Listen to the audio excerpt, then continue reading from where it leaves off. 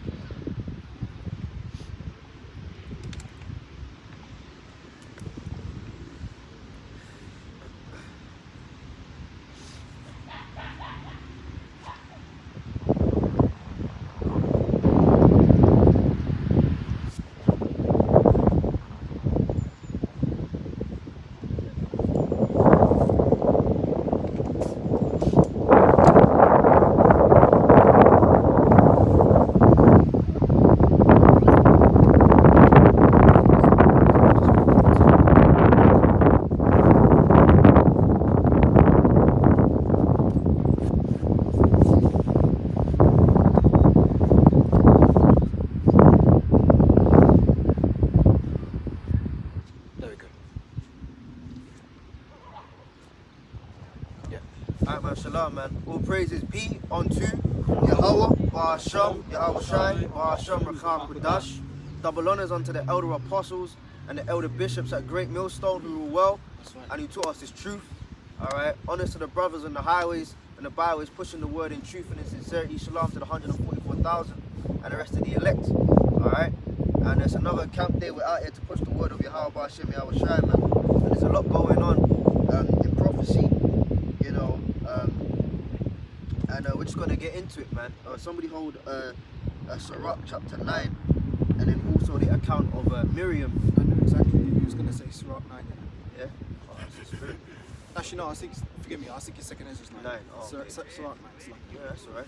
Yeah, Sirach chapter 9 and then also the account of Miriam getting turned Numbers 12. into a white woman. Or a leprous woman, rather. Messing around, man. Okay, because at the end of the day, man, look, man, women like, you check history, yeah, the number one reason why guys go off, yeah, is because of women, man. You know, women have a very slick way, you know, hedonistic way, dare I say, of like just getting you in a corner. And if you ain't got your guard up, man, they'll get you to do weird ass shit, man. You know, but we're in the last days, man, and you got sisters, or so-called sisters, rising up and talking shit. Okay, you know, I was watching the elder apostle Gabar in the week, and he had to like do a response video, and you know, kind of kick brothers into gear to be getting on so-called women in the truth, man.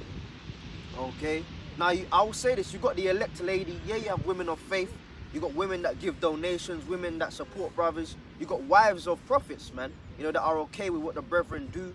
You know, they support the husband in that. So we're not talking about women like that. But for the majority of you, oh yeah, Akwath, yeah, shalom, and yeah, I'm a sister in the truth. Ain't no fucking woman in the truth, man. Because guess what? As soon as comforts get taken away, right, you'll see how much they want to be saying shalom and Yahweh Hashem, Yahweh Shai this, and the Lord this and the Lord that, man. Okay? And then the number one thing I'm going to get into real quick before we move on in the spirit is women not being able to speak, man. Okay, look where we are, 2023, so much is going on in prophecy, and you still got to be doing lessons on telling women to be quiet, man. Okay, because guess what? That when women start talking, that messes up the order, and then now the spirit's off. Now you got, but what about the sisters' ministry?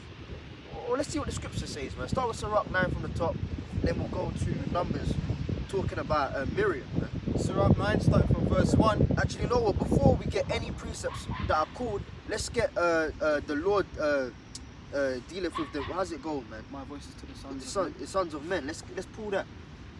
Let's just preface all of it with a scripture. Unto you, O men, are cool. You know. Alright, and 144,000 are men. Okay, women as well. You got women of the elect, but then you've got the ranks within the elect. That 144,000, 12,000 from each tribe. Guess what? That's 12,000 from each tribe being men. Ready? Right, go on, huh? Proverbs 8, starting in verse 4. Unto you, O men, I call, and my voice is to the sons of man. Yeah, unto you, O men, I call, not men and women. You know. No, unto you, O men, I call. The Lord is dealing with his men. Alright? On a scriptural level, on a spiritual level, the Lord is dealing with men. And there ain't no women in the priesthood or nothing. But my voice is to the sons of men. Alright? And it's a particular set of men from the tribe of Israel, from the nation of Israel. Okay? The prophets, man. Okay? So let's go to Sirach 9. Sirach 9, starting at verse 1. Be not jealous over the wife of thy bosom, and teach her not an evil lesson against thyself. Yeah, because, hey, guess what? As the elder apostles and bishops always told us, man, you know, a part of being a man of the Lord is about being a man first. You know? And like we kind of like grow up to like, you know, listen to their counsel, and then you experience stuff in life, and it's like, yeah, what the elder apostle said is true, man. You have to be a man first, and the number one thing that can throw a man, of course, is a fucking woman, man. Going back to Genesis. And it's like, why? All of it, you're confident with your mates, you know, you're out with the man them, and everything's cool, and a woman comes along, and now you're wondering if you're standing correct, your voice is getting shaky, or maybe, excuse me, yeah, they call it moving to girls. You can talk fine with the guys, and as soon as a woman comes around, you don't know if you're speaking English, French, or Urdu. Fear of loss.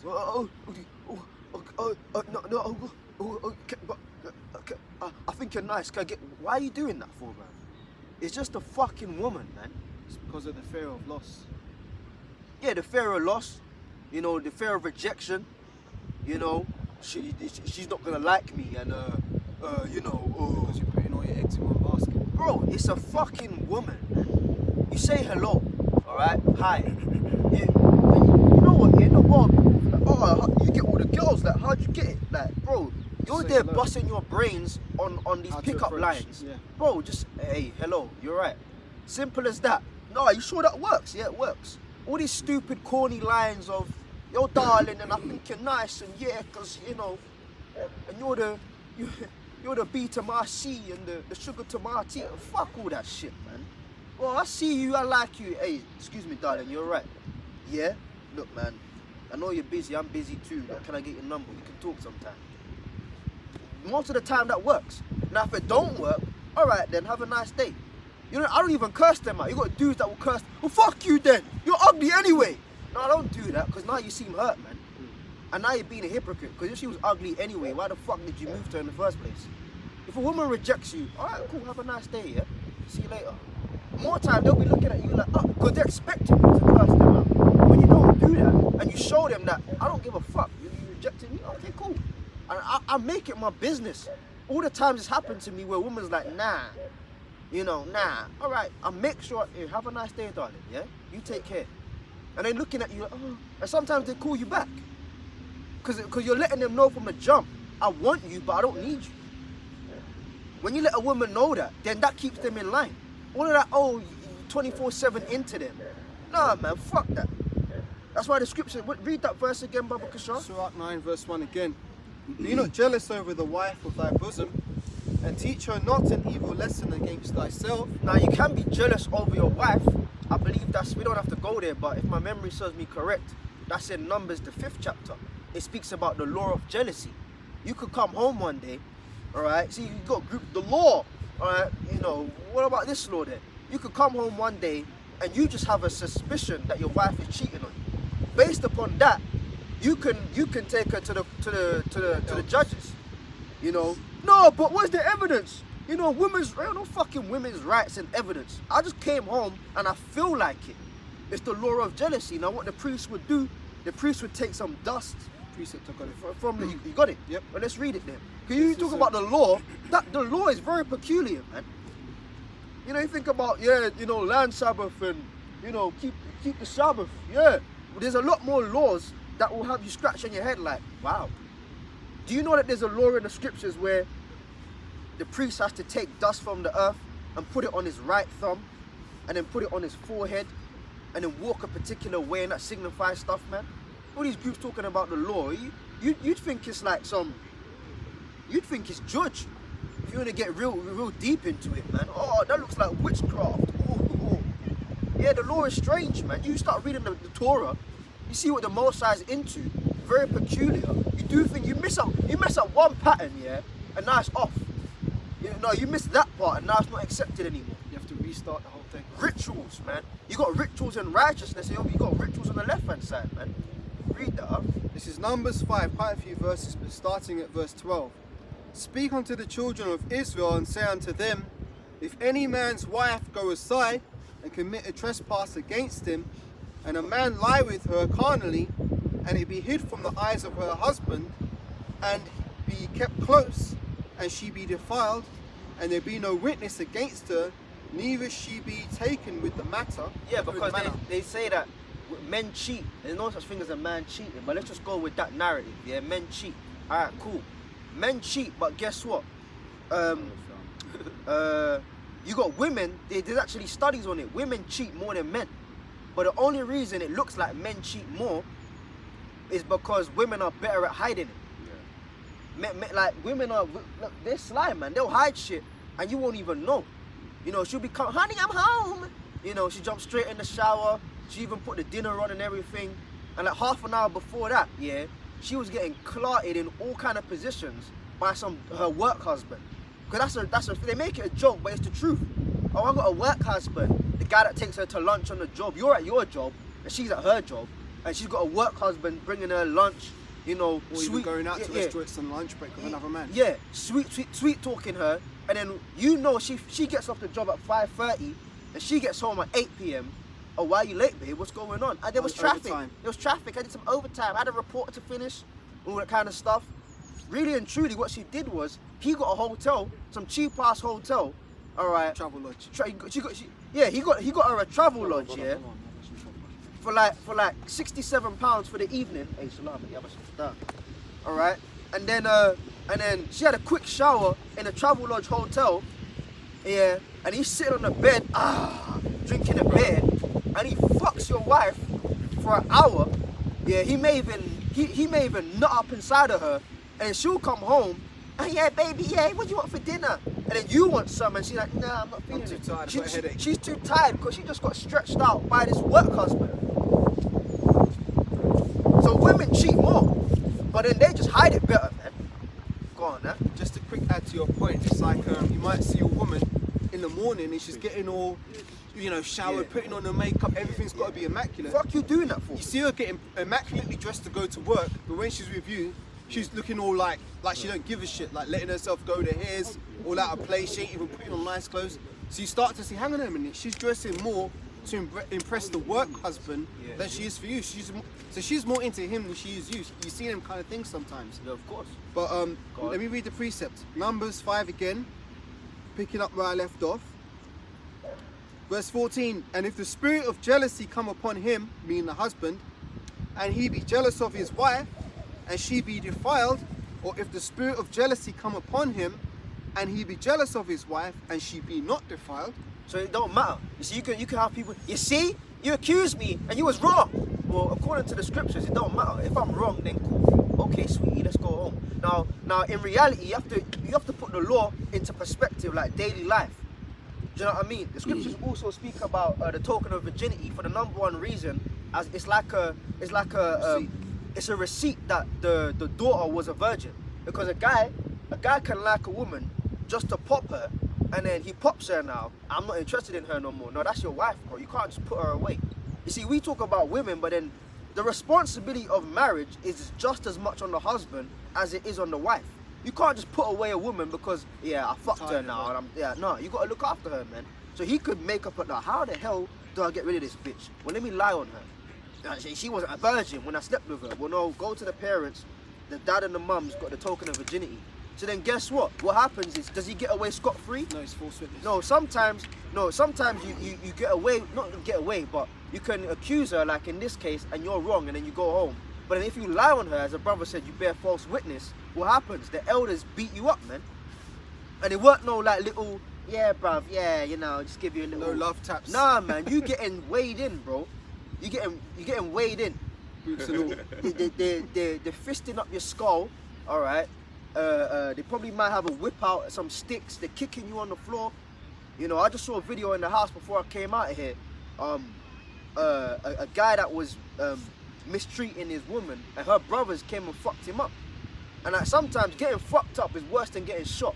You get shot and you die, okay, cool. You held a bullet, and before your brain process that I got shot, you're in the spirit realm, type of thing. But then when you get fucked up, that's more traumatizing, man, because you're alive and you're there and you're present to feel it, man. You're on the floor, oh, I'm sorry, oh, some fat nigga in America, oh, I'm sorry, oh God, oh. And the bro, fuck you doing, nigga? Fuck, he's getting weighed in, man. So like getting beaten by multiple people is traumatic, man. So you lied on your woman, right? Them elders are fucking you up, and it's public for everyone to see. Now you go home all fucked up, you're limping and shit. Black eye, you know, bare cuts on you, bruises all over you. That's the guy that lied on his wife. Yeah. You gotta hold that shame. You gotta hold that shame. How stupid are you to lie on your wife? Now, if a woman don't feel like giving you none for a couple of days, she's within her fucking right. Because guess what? You just tried to get her ass killed. So there are cases where women have rights, and it's like, yo, she's kind of justified in that, man.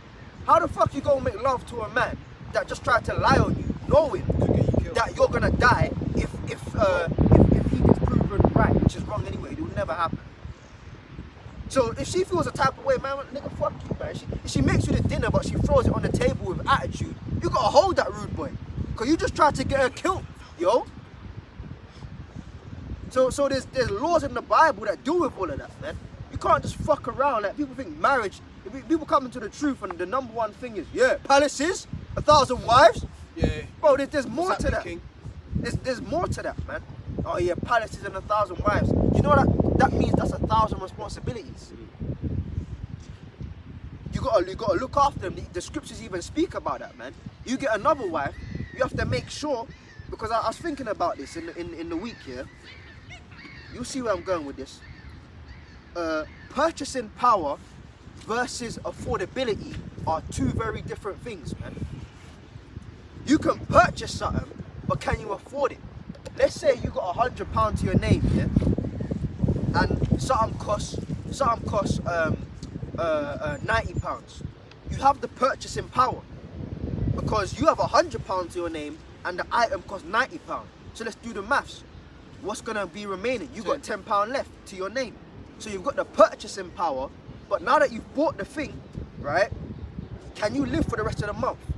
Can you balance out on £10 for the rest of the month? The answer is no. So you have purchasing power.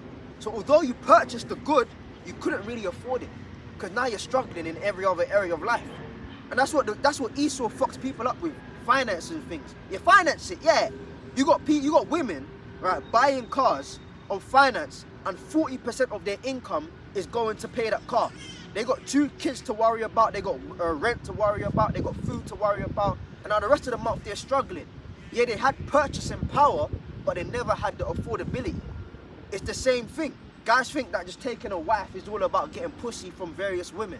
And I hit this one that way, and she's good with that arch, and this one sucks dick good, and this one can ride it better. No, you gotta think of food for all of them, you gotta think of raiment for all of them, you gotta think of shelter for all of them, you gotta think of the children that come out of that marriage, looking after them. The scripture says that if you take another wife, you can't diminish the first one. I like this one more, you know, this new one. You still gotta look after the first one just as good. Otherwise now you're going off. You're doing a disservice unto not only her, but her father and her mother and the family she comes from. Because a woman is a good. Now people are gonna get emotional about that, but a woman is a good. She's the good belonging to her dad and her mum, but firstly her father. So if you take that good off the dad, he now entrusts you to look after that good. So you can't, because he's looking after her in his house. Brothers have children, brothers have daughters, sons, you know, but it's kind of like the way the Lord kind of engineered it. We all have, like, we want a son to carry on our line, but like women take pride in their son, their baby boys, but men love their baby girls. So if you got a daughter, you love her to make sure you're looking after her. You don't want her to get mistreated. So if you find out that her husband that you gave her to just fucking around, you gonna feel the type of way. Well, so what, you got a second wife now, you got a third one. And I think my daughter's just some piece of shit on the side. You gonna pull homeboy to the side and have words with him, man. So that's all in the scriptures. So going back to Numbers 5. Numbers 5 verse 15. Then shall the man bring his wife unto the priest, and he shall bring her offering for her, the 10th part of an ephah of barley meal, and he shall pour no oil upon it, nor put frankincense thereon, for it is an offering of jealousy and an offering of memorial, bringing iniquity to remembrance. Yep. So I'm guessing that would be burnt, wouldn't it? You'll be burnt. Yeah. You'll be burnt. Sorry, I should ask questions like this. And the priest shall bring her near and set her before Yahweh. And the priest shall take the holy water in an earthen vessel, and the dust that is in the floor of the tabernacle, the priest shall take and put it into the water. And the priest shall set the woman before Yahweh, and uncover the woman's head, and put the offering of memorial in her hands, which is the jealousy offering. Now that's scary, because now it's an offering. You're inviting the presence of the Lord into the mix. Now you're in the temple, and the woman knows. She already knows if she cheated or not. So the guilt comes in. So she knows it's just a matter of time till I'm proven guilty, and she knows that within the next hour or so she's gonna die.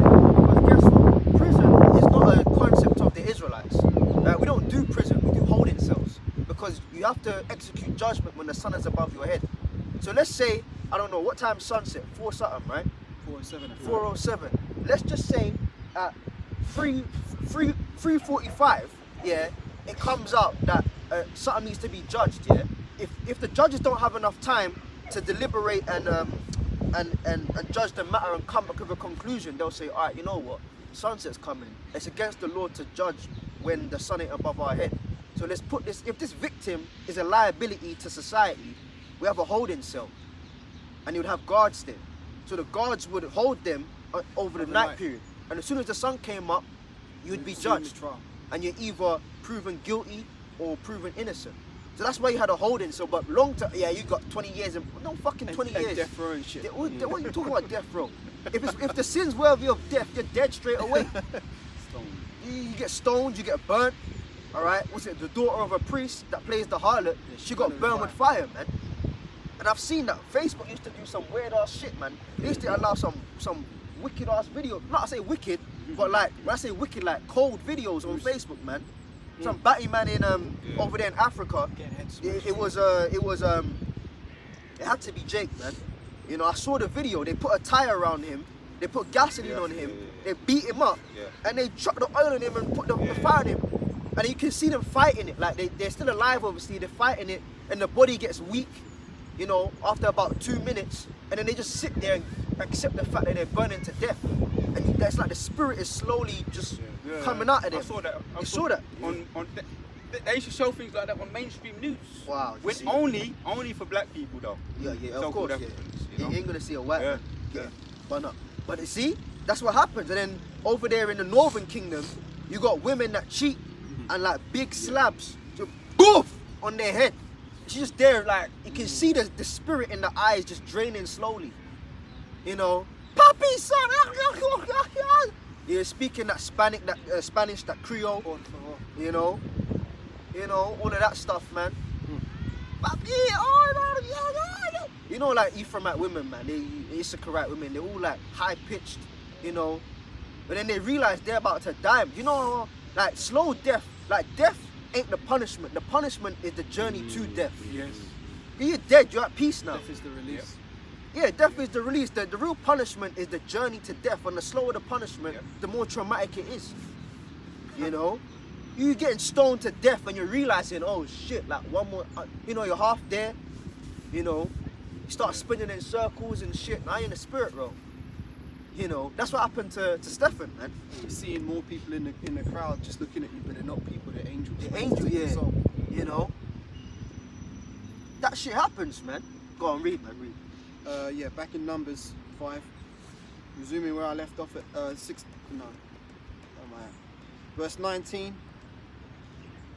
Yeah, verse 19, Numbers 5:19. And the priest shall charge her by an oath, and say unto the woman, if no man have lain with thee, if thou hast not gone aside to uncleanness with another instead of thy husband, be thou free from this bitter water that causeth the curse. But if thou hast gone aside to another instead of thy husband, and if thou be defiled, and some man have laid with thee beside thine husband, then the priest shall charge the woman with an oath of cursing. And the priest shall say unto the woman, Yahweh maketh thee a curse and an oath among thy people, when Yahweh doeth make thy thigh to rot and thy belly to swell. Yeah, so that's when women get like that big like patch thing, like that pouch, bare gut thing. That's a sign that she can. The thighs rotting is the inner thigh of a woman. You can have a woman, right? And we all dealt with them, and like the inner part of their thigh, cellulite. you got cellulite, and then it goes real dark. That's the thigh rotting. When a woman's inner thigh, right near her crotch is all dark, and it's like, you know, real fat and stodgy and just a completely darker complex to her actual skin color. That's a sign that she's a hoe, man. You know, because what it is, it's a pollution of the body, because all it means is she's taken more than one man's seed. That's all it means, man. And the body reacts badly to that. You know, you drink too much alcohol, you get alcohol poisoning. You eat a bad tuna sandwich or some off meat, then you get food poisoning. It's a reaction to something that shouldn't be inside of you. So when you have more than one man's seed inside of you, that's a bodily reaction saying this shouldn't be inside of me, because I've already been hooked up to another man's spirit. So that's an outward appearance of I'm fucking diseased, essentially. So what would happen is, when she drank the bitter water, on the spot it would manifest if she was a hoe or not. So that's traumatic, man. You're in the outer court of the temple, seeing this happen, man. You know, fuck church, man. You go to church, people wearing their Sunday best, all the cologne out, you know, To hide their wickedness. and then it's like, yeah, church. You go to the temple, man. Niggas like, Go wear your Sunday best. you know, sometimes you could die, man. You're getting called to the temple to get judged. That might be your last place you visited, man. You know, in front of the priest. Now the priest has started with Levi, and if you know something about Levites have a very off-standing spirit about them anyway. They're very aloof individuals, man. If you got a true Levite, it's like you can't really bullshit them, man. Like you never know what vibe they're on. You know, they can laugh with you, then next thing you know, they're looking at you like they want to kill your ass, man. You know, that's how the Lord made Levi, joined unto me. They're very like austere, out there. The way I always describe it when I talk about Levi, if you got a house of like 6 children or 7 children, and 6 of them are downstairs with their parents watching TV or whatever, Levi's upstairs in his room by himself. He likes to be by himself, but when he comes around you, it's a very airy. That's how they are. But then the Lord just made it like that. But all tribes are going to be priests. So in this priest mode, we're all going to be like that. Imagine in the kingdom, you judging these nations, man. You ain't going to be pally-pally with them. You know, like in the courtroom today, you know, judge walks in, all rise. Yeah. You know, everyone stiffens up. But when we're in priest mode in the kingdom, and it's time to judge nations and matters, man, they're going to be looking at us like they know they could die. There's the elder. They could die at any point. That's how it goes, man. Read. Back in Numbers 5, verse 20, I believe. No, it's actually 22. And the good book, the Bible, the nice book. The Bible ain't a nice book, man. All that nice shit, man. The word nice means not to know. This is the most informed document there is. So how the fuck can the Bible be a nice book? It's not a nice Bible not know. Yeah, what the hell are you talking about? The Bible ain't a nice book, man. You get into this, it's scary shit, like, whoa. You know, the matters of life and death. The scripture says that to some we are the savior of life to life, and to the other the savior of death to death. Depending on predestination, this book can be life to you, or it can be the death of you. You know? I remember, brother, back in the day when I used to go to church, years ago, they never used to want to touch the book of Revelation. Of course not. They never wanted to touch that. But they don't know what it's talking about. That's it. You know, you Don't ask know Pastor, yes, yeah, I'll next week I'll get into that. I'm still waiting for next week. You know. Them stupid ass Benjamin pastors, and you got them Judite pastors as well. They don't know what the fuck's going on. You know. Go on, read. Numbers 5, verse 22. And this water that causeth the curse shall go into thy bowels, and shall make thy belly to swell and thy thigh to rot, and the woman shall say Amen. Amen. Yeah.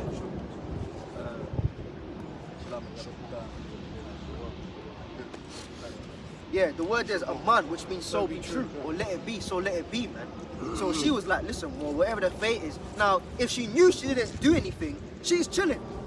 She's like, yeah, I'm on, man. Yeah, so let it be then. Because, you know, I'm going to be proven innocent anyway. But then she knows that she cheated on her husband and he never found out whenever it happened, like 2 weeks ago. Her so let it be is, well, so let it be, I'm going to die. Because it's going to be proven that she was a hoe, man. Go on. And so, like, just to add to your point, it might not even be 2 weeks. She might have done the deed 3 years ago. Yeah. So she might have thought that she got away with it and everything, but all of a sudden the husband's like, you know what, man, I'm not feeling this, let me take her to the priest. So who knows how many skeletons she got in the closet. Yeah. And verse 23, and the priest shall write these curses in a book, and he shall blot them out with bitter water. And he shall cause the woman to drink the bitter water that causeth the curse, and the water that causeth the curse shall enter into her and become bitter. Then the priest shall take the jealousy offering out of the woman's hand, and shall wave the offering before Yahweh, and offer it upon the altar. And the priest shall take a handful of the offering, even the memorial thereof, and burn it upon the altar, and afterwards shall cause the woman to drink the water. And when he have made her to drink the water, then it shall come to pass that if she be defiled, and have done the trespass against her husband, and if it shall be if she be defiled, and have done the trespass against her husband, that the water causeth the curse shall enter into her, and become bitter, and her belly shall swell, and her thigh shall rot, and the woman shall be a curse among her people. Yeah, so she got proven to be a hoe, man. So there you have it. You can't fuck around like, as a man, you can't fuck around as a husband, and as a wife, you can't fuck around as a man, as a woman. So like, you both have to play your role accordingly. Cause you get caught out, man, that could be the death of you, bro. You know. So we go back to Sirach. Back in Sirach 9, starting at verse 2. Give not thy soul unto a woman to set her foot upon thy substance. Where's that? Verse 2. Sirach 9 and 2. Yeah. Go back to verse 1. Sirach 9 and 1. Be not jealous over the wife of thy bosom, and teach her not an evil lesson against So when thyself. it was saying, that's why we went to Numbers 5, because you can be jealous over her. You know, that's your woman, that's your possession, bro. You know what I mean? Look, man, let's just be honest. When you look at your woman, yeah, and like sometimes you just go home and it's like, you know, she ain't even done nothing wrong. But you're like, come here, bitch, man. You know what I mean? You get in the bed, you do what you gotta do, man. That's your possession. You know what I'm saying, bro? So when it says be not jealous, it means don't let your mind be totally consumed by her.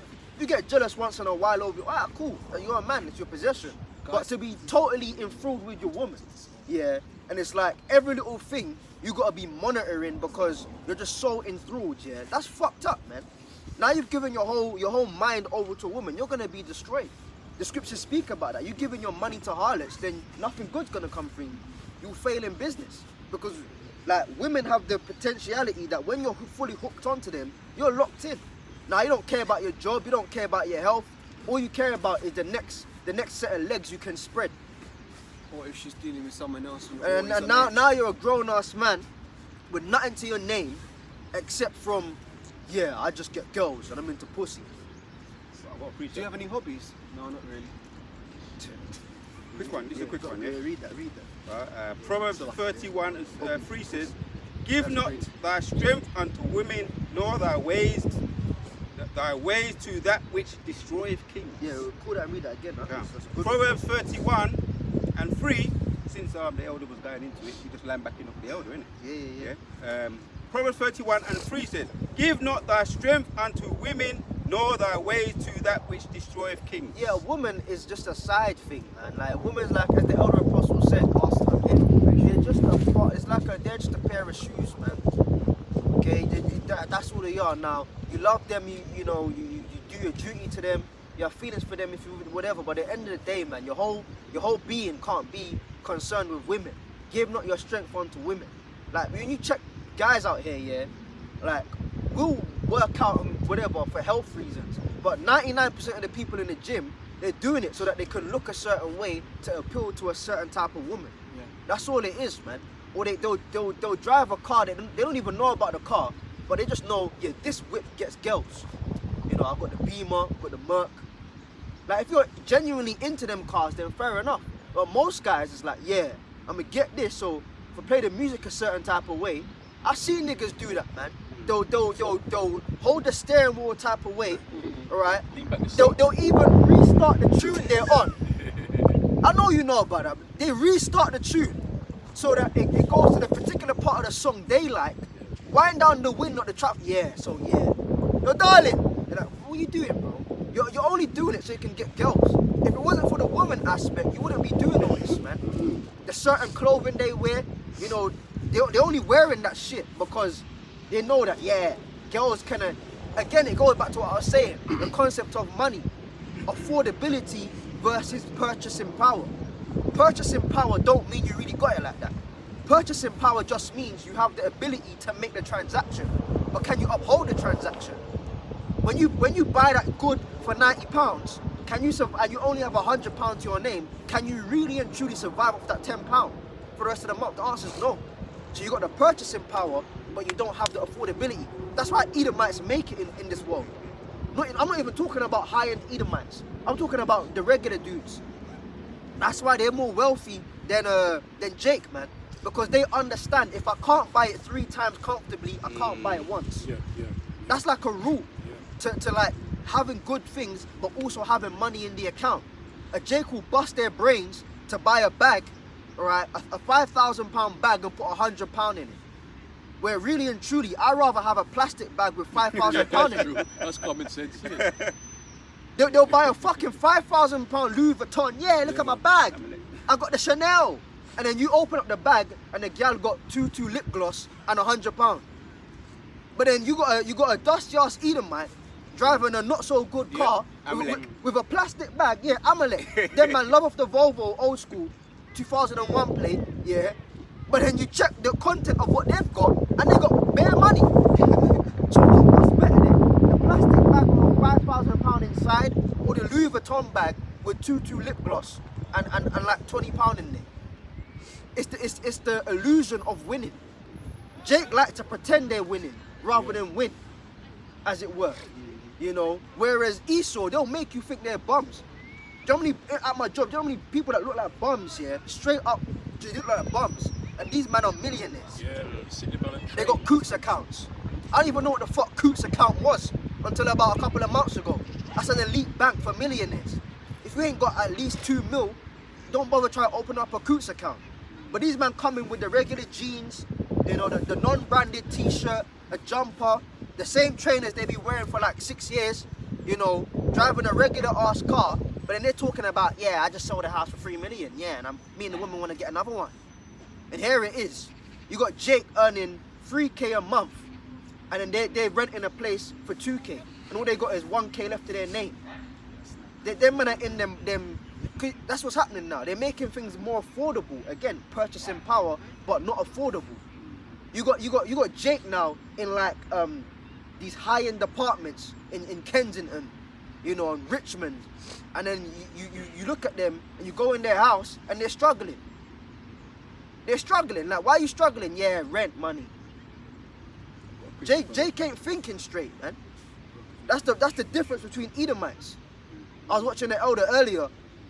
That's why inheritance is a good thing. Jake like to play down like doing well in life. Yeah, I came from the struggle. You shouldn't fucking be struggling, man. Your parents should have it like that where when they go, they give you something to take over with.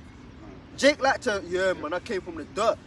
As if it's a good thing. Why are you glorifying coming from the dirt for, man? Because your parents made stupid decisions.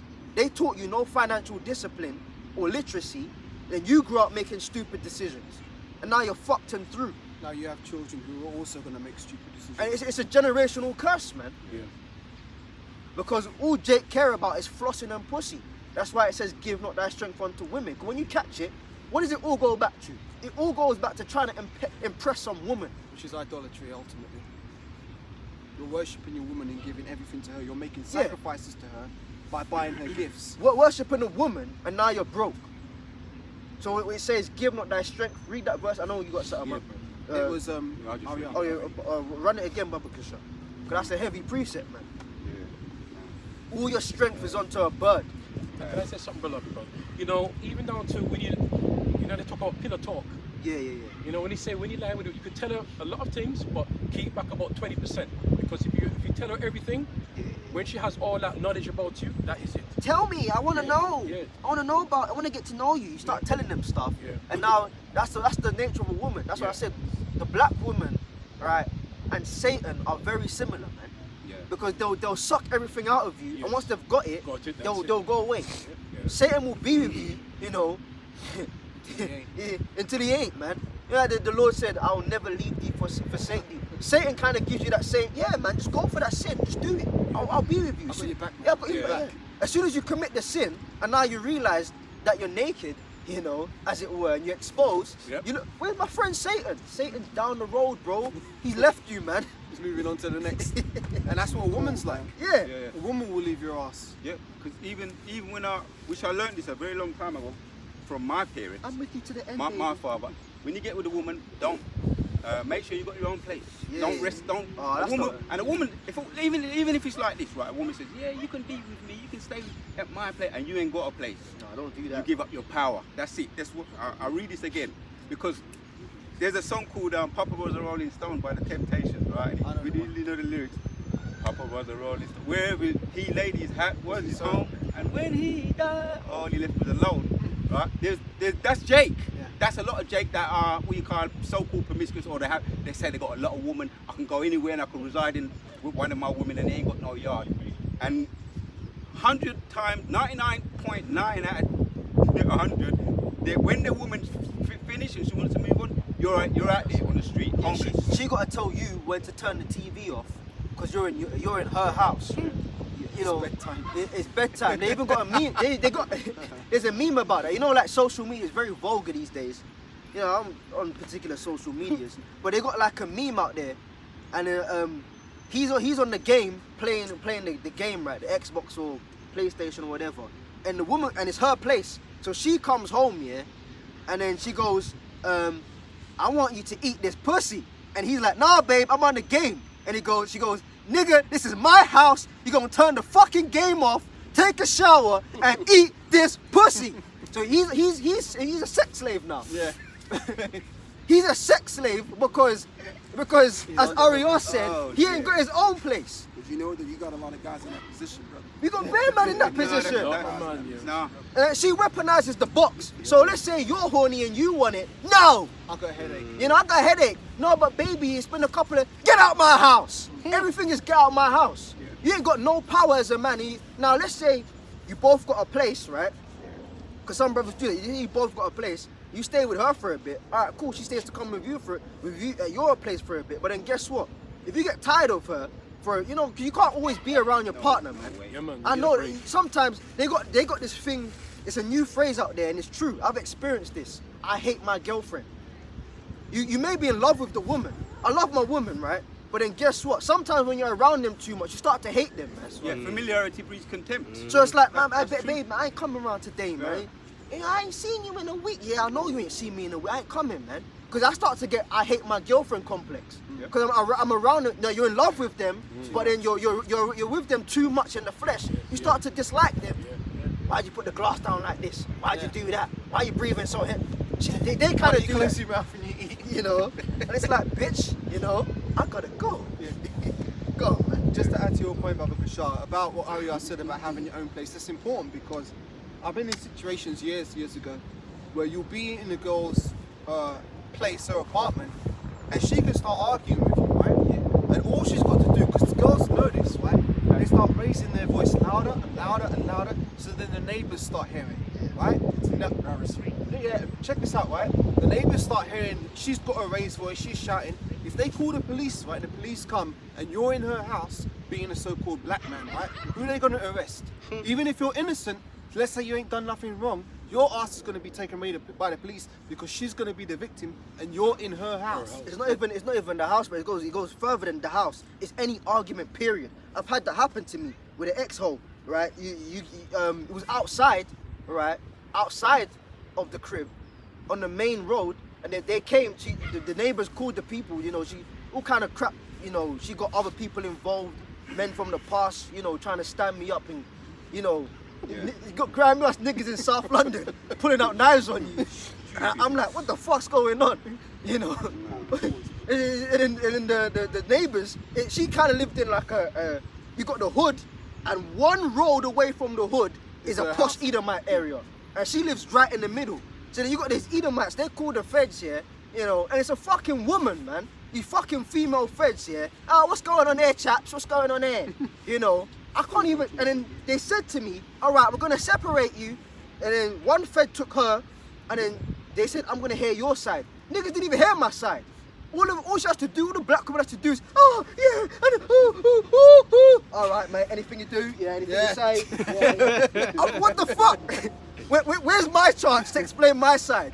There was no time for me. No buts. So it's not even in the house. Any domestic thing, you're getting arrested. Hit a woman, man. And then, yeah, hit a woman, mate. Can't do that, bruv. And then, you know what they said to me at the station? Because of the statistics, which is all bullshit, but because of the statistics, yeah, even if the man is right, they're just gonna arrest the man. Yep. What the fuck is that? How's that justice? Even if you're right. So now I've got to spend the whole night in a cell, yeah? You got to call your peoples. No, I ain't coming home today. I can't go work tomorrow. You know, you got you doing the handprints and shit. All because of a fucking woman. Man, fuck these women, man. You know what I'm saying? Don't give... You had that in it about the strength. Yep. Yeah. You start dealing with a woman, you get too into her, you ain't got your own place, she gonna run your ass to the ground, man. That's fine. If she can, if she in her place. And guarantee she, yeah, as you say, an argument that comes up, any argument, we stay sometimes initiate them because they're schemers and they're calculated. Let's say they see a next man down the road that say, yeah, you know, then they start talking. They say, yeah, I'm with someone. So now she's got a plan now. Yeah. Go home, cause an argument, right? You don't know if you ain't up your own game. You don't know why you're in an argument. All of a sudden, it's like you're in deep. You're in deep with it. You don't know what you're going ahead of the game. Next thing you know, you start going backward and forward. Next thing you know, oh, I want you out. Take all your stuff. I want you out. Yeah. She's wants to get someone else, man. If you read this, then you got it. We'll go back to this. You got that line. If you go to them brothers next Saturday, don't come back. Yeah. You know, I had that before, and it's like I already have my own place. It's like, what the fuck you? Like, that's not a threat. That's not a threat, cause I'll just go home. But you know why? But you know why she think that's a threat? Cause she's dealt with a lot of niggas that never had their own stay. Yeah. You know what I mean? So she's thinking you the same way. Yeah, so then she's gonna say that to me or the brothers, and then okay, I'm gonna go into the brothers. You know, and if you're at that Saturday thing again, if you leave, don't come back. Ultimatums. Giving you ultimatums about coming to the camp. Like a child. Fuck you talking about, old man? Read that. Read it again. Proverbs 31 and 3 again. Give not thy strength unto woman, nor thy ways to that which destroyeth kings. Yeah. Yeah, if I could just say, any woman gives a man an ultimatum, that's you giving up your power as well, whether you got a yard or not. If you ain't in opposition, a man should not let no woman give him one ultimatum, take it and leave. Yeah. Because she thinks she's better than you. That's what do you call that? That's psychology, man. Once you get an ultimatum once, psychology says, fuck you, I don't want you. You ain't running this. You know, even Benjamin might say, we run things. Things don't run we. No woman ain't giving no man no ultimatum.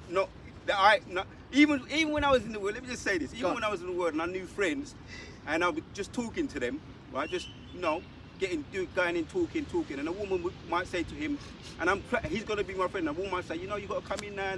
He ain't gonna be from me. Me and him can't do nothing anymore. That's how I used to get down. Because I know that he's low. He ain't got my back. If you're pussy whipped by any woman, married men, I've been in the Christian church, in Jehovah's Witnesses. When I hear them telling me stories about, I lost respect for them. A lot of them. Oh, well, she don't want to give me no pussy. You know what she does? She makes up. I said, thank you for telling me that. Goodbye. You ain't no friend of mine. That's why the scripture says, land backing off your point, and you got it, Ahab. That's why the scripture says the first Adam of the flesh, but the second Adam a quickening spirit, because Adam was subject to that. Ooh. Why do you think Adam gave in to eat the fruit? Yeah. It weren't just on the first occasion. She brought the philosophy. You know, babe. You know, them people over there, they get into this. And they read the constellations and the stars, and they believe in worshipping this. You know, Adam probably checked her. Not probably, he definitely checked her. What are you talking about, Eve, man?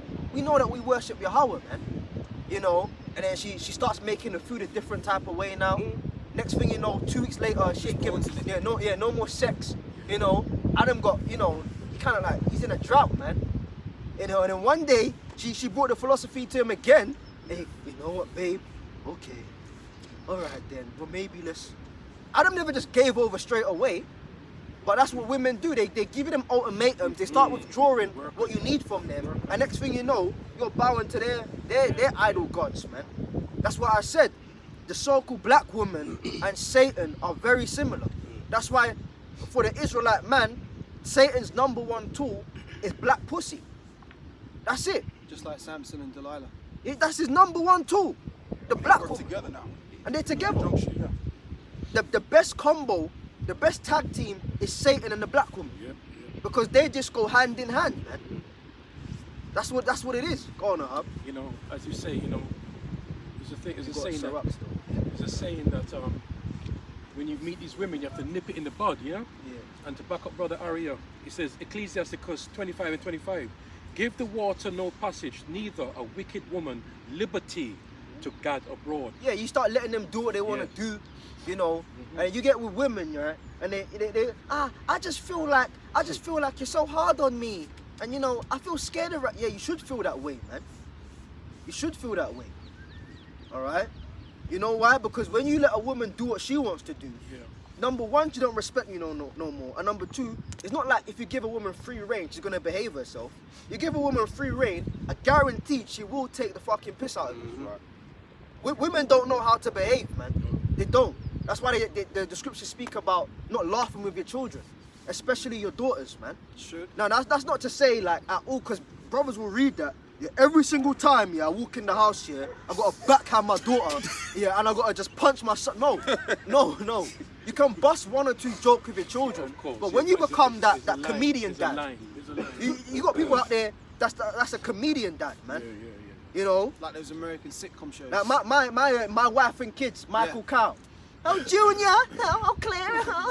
Michael Kyle was not a respected father, but that's a true reflection of the black family. Yeah. You got Butch ass Tisha Campbell, which was the wife, right? She's kind of running the show, but he's just the so-called breadwinner. But now women can get the same jobs as men. They're the breadwinner and running the show at home. And you as the man at home, yes, baby. You're in the corner. Yeah, okay, baby, can I go out? Yeah, man. I remember some friends, man, they want, you know, old school people, they want to link up from time to time. You know, whatever, we see people in the hood, wherever. Yeah, man, we should, catch up, whatever. And you get niggas on the phone, yeah, like, I got to check with the missus, though. Fuck you mean you got to check with the missus if you can go out? And there's another thing, brother. What the hell's wrong with you, man? Ladies' night out. All that kind of What bullshit. the hell's wrong with you? Here it is. I want to link up with the brothers. Yeah. And you know what? Tuesday 8 p.m. Alright, cool. Let me see what the missus is saying. First. Yeah. What do you mean? Let me see what the darling. I'm going out. Okay. That's how it's meant to be. Yeah. I will see you later.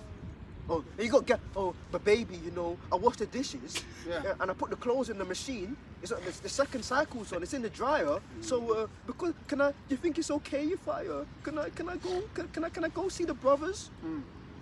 What the hell's wrong? You don't do that, man. This world is backwards, bro. You grovel into a woman. Can I go out? It's like Here it is. I'm sorry to be vulgar, but here it is. Yeah, you got her in all kind of positions, screaming. You're clearly the dominant force She loves it when then. you're having sex with her. But then outside of sex, you're the bitch. Yeah. The only time you feel like a man is, yeah. All of that stuff. But then every single other aspect of life. Because how long does sex last? All right. Let's just say you have sex and sex lasts, I don't know, man. Let's just say you killing it and you an hour in. All right, cool, you finished now. You bust your nut, she busts her nut, and you're the bitch for the rest of the day. So who's really fucking who? Yeah, she's fucking you. She's in life, she's got you bent over. That's the joke. That movie with what's her name? Michael Jackson's sister, Janet. Janet Jackson. Yeah, she goes to the guy. So who was you with? You cheating on me with a man? You know, and she goes, oh, he bending you over. And he goes, ain't no man bending me over. And she goes, oh, so you do the bending. Like it's a Janet Jackson, man. She's in a movie with this dude, the guy from Power. He was basically cheating on her with a man. He was a gay ass nigga. And she found out. So then she's all got hurt that her man's cheating with another dude. So she goes, oh, so you do the bending? Because he goes, ain't no man bending me over. But yeah, it's still a batty man. He's still a batty man. She goes, oh, so you do the bend? I'm gonna find the clip and put it in the chat, man. It's funny. But it's like, that's what's happening, man. In life, you got women bending men over. Because you're subject to her. So lucky, there's another one to add to your point. You'll be working at a job and you'll be like, oh, So you do the bend. yeah, we're gonna do this after work. Do you wanna come? And the guy will be like, oh, I gotta get home. Yeah. Got to go home to my wife. So it's like basically, she knows he finishes at work at 5. Yeah. If he ain't at home at 6 on the dot, Yeah. there's gonna be problems. Where was you? Yeah. I've looked up a word here, right? Brothers know okay. this word. Matriarchal. Yeah. So when you look, I just tapped it in. Matriarchal society. A society exists in China. So this is real. We're talking here. Yeah. This is we're not pulling out the air. Yeah. In China, Indonesia, Costa Rica, and Kenya, and I'm gonna add Babylon and the mother of Babylon. Yeah. No doubt. It's not here, but we know what's going on in the spirit. Yeah. A matriarch, also called a genarchy. You say that word, Bob. Where is it? Called Gynocentric. Gynocentric. Gynocentric, right? So matriarchy called a gynocentric and genocentric. Genocentric is a woman who rules or dominates the government's or family structure. Say that one. This one. Metaphorical and all these big words, man. Matriarchal, metaphoric refers to a woman or mother as the head of the house. See, that's where you get the word gynecology from Yes. in medics. They study the women and their lower extremities and stuff. Gyno basically means woman, man. If you got a gynocentric society, that's a woman ruling, man. And you know it too as well, like if you do the research on gynocentric societies and it's poorest society. Real. Over here, the Maggie Thatcher. You heard about Maggie Thatcher? She fucking and the Queen, innit? So we know it's over here. And basically what Queen. you find out is they're just all low economic. Now they've got a king now, structural, King areas. Charles, but There's same nothing thing. going on. And Same way. and also I don't. No, you got it, you got it. Also look at the so-called black community. Yeah. The so-called black community is it's a rubble. It's a mess. There's nothing that can come out of that. You know, so that's all I wanted to say. No, you got it. Because you know why? To line back of the elder. Because women rule with emotion. Like a woman will beat their child out of emotion. They've had a hard day at work, or they just don't like the way the child answered them. But when you check, did the child even do anything worthy of beating? No. That's why I was saying it. The scriptures also admonish us as parents to be not tyrants over your children. Because you can just lord it over them. Well, I'm your dad. I'm your mum, and you're just being wicked to the child. Do you know what I mean? So when the scripture says don't laugh with your children, as I was saying, they don't mean every day you come home and backhand them and fucking them up for no reason. You can crack a joke, but then as they're growing up, the scripture says that train up a child in the way that he should go. You can only enjoy your children when they become an adult, because you've hardwired them the way you need them to be. So you can grow up and have case in point, I can have an intellectual conversation with my mum or my dad, if needs be. Because I'm at a stage now where I've been wired a particular way. Right. But like Benjamin say, when you're a child, you ain't in no legal level to be talking with your parents. They say jump, you say how high. And that's how it should be, because you're still in the process of being wired. So you can laugh and joke with your children when, that's why the scripture says, when you are old, you will have joy of your children. And then a good release is like to see the fall of your parents' enemies. Because now your parents are old and weak. You grow up as a child, you see their enemies go down, you feel good because you're carrying on the legacy. Yes. But in this world, with a woman at the head, as the brother brought out, a gynocentric society, there's no legacy to follow. There's nothing. Man. Because all she is an emotional mess, man. Yeah. That's all women are. And the thing of it is, they're not supposed to be in that position anyway. Because what women are only built to do is to nurture. They're not built to build anything. That's not in their built. That's not their spirit. If you look at men are known for building all kind of homes and different various structures And inventing things. So that's how you know that the man is the house. He exemplifies the house itself. So when you got the house taking the back seat, you got no house. All you got is just an emotional driven mess, pretty much. You got destruction. So that's why you got a lot of these individuals in the projects that's acting wild. I think the projects is basically the standard of living that they've experienced, and it's made them who they are. And that's why they took the man out of the house, the man out of the house, and then they gave women the liberty to work, so that your children go to school, get programmed, that brainwashed in the wrong way at school. Yeah. All right, you come home, you ain't got no control over your wife, and then they've demonized the black man, or the Israelite man I should say, but it's really for like Judah, Benjamin, and Levi. Because you check the Northern Kingdom, a lot of them parents are still together. But especially for Judah, Benjamin, and Levi, they demonize the so-called black man. Take him out the house. Your daddy ain't shit. He never wanted to see you. All kind of crap when the dad been dying to see his children. Yeah. And then the woman's at work and comes home, cooks them some GMO food, puts them in front of the box called a TV, and now you wonder why niggas are blowing each other away because someone bumped into them. It's a construct of the devil. Again, the black woman and Esau are the perfect match for a disaster, man. Precept, brother. Read that and then go back to, I want to finish on Sirach 9. Okay, Dilly. But yeah, no, you read. We go for it. You go. Proverbs 18 and 10. The name of the Lord is a strong tower. The righteous man runneth into it and is safe. So the man is strong. Yeah, it's about the man. Yeah, the man is the leader. You see? Yeah, that much more when the man is rooted in his power. Man. That's it. Yeah. It's that is in the book of Micah 6, I believe, says, has the Lord required for a man to do justly and to walk humbly with his power. Right. When you walk humbly with your God, of course you're gonna rule your family correctly, man. You're gonna treat your wife properly, as we got into. Yes. All right, but she's gonna therefore treat you good in return. You treat your children good. Yes. With discipline, love, care, forward thinking. You got parents now getting told what to do by their children. We discussed it a couple of months ago. Yeah. You're at the train station and you got a child telling you to mind the gap. You see all that time. You all know, the time, take care of the escalators when You you mean you walk. was walking dirty. You know, Listen to the child. mind the doors. Totally out. How you gonna have a child telling people coming home from work what to do? That's ridiculous, man. Here it is, you pay the bills, you put their ass in nursery, you pay for them, you pay for a child's life And up they're until telling they're you. 18, but then they somehow figure it out that they're telling you what to do. That's ridiculous, man. I saw that in the week, Oh, Bethany, where do you want to go? What do you mean, where do you want to go, man? If I'm taking my child out, you're going where I'm telling you where to go. Yeah. I'm gonna take you places educational, then I'm gonna take you places that's so-called kiddies fun. And, All right. and just to land back on what you're saying overall, because you're speaking about the man, right? Originally, that's what he's getting into. The scripture says the blessing of the child is the father. It's the father. So again, if you take away the father out of the equation, then you have a cursed individual, cursed child. It tells you that in Job, 14 and 5.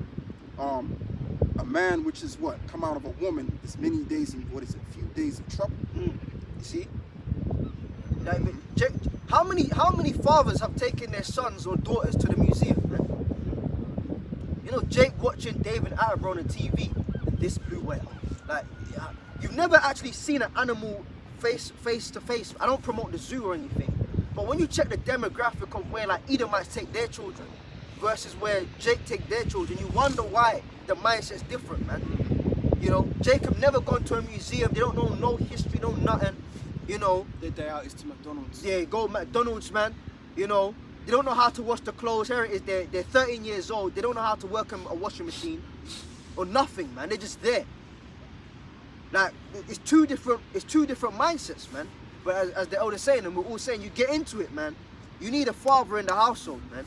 You need a dad in the household. The mother's the nurturer, and the warm, cozy feeling. The dad is about drive and discipline and forward thinking for the future, man. You take a dad out the household's fucked, man.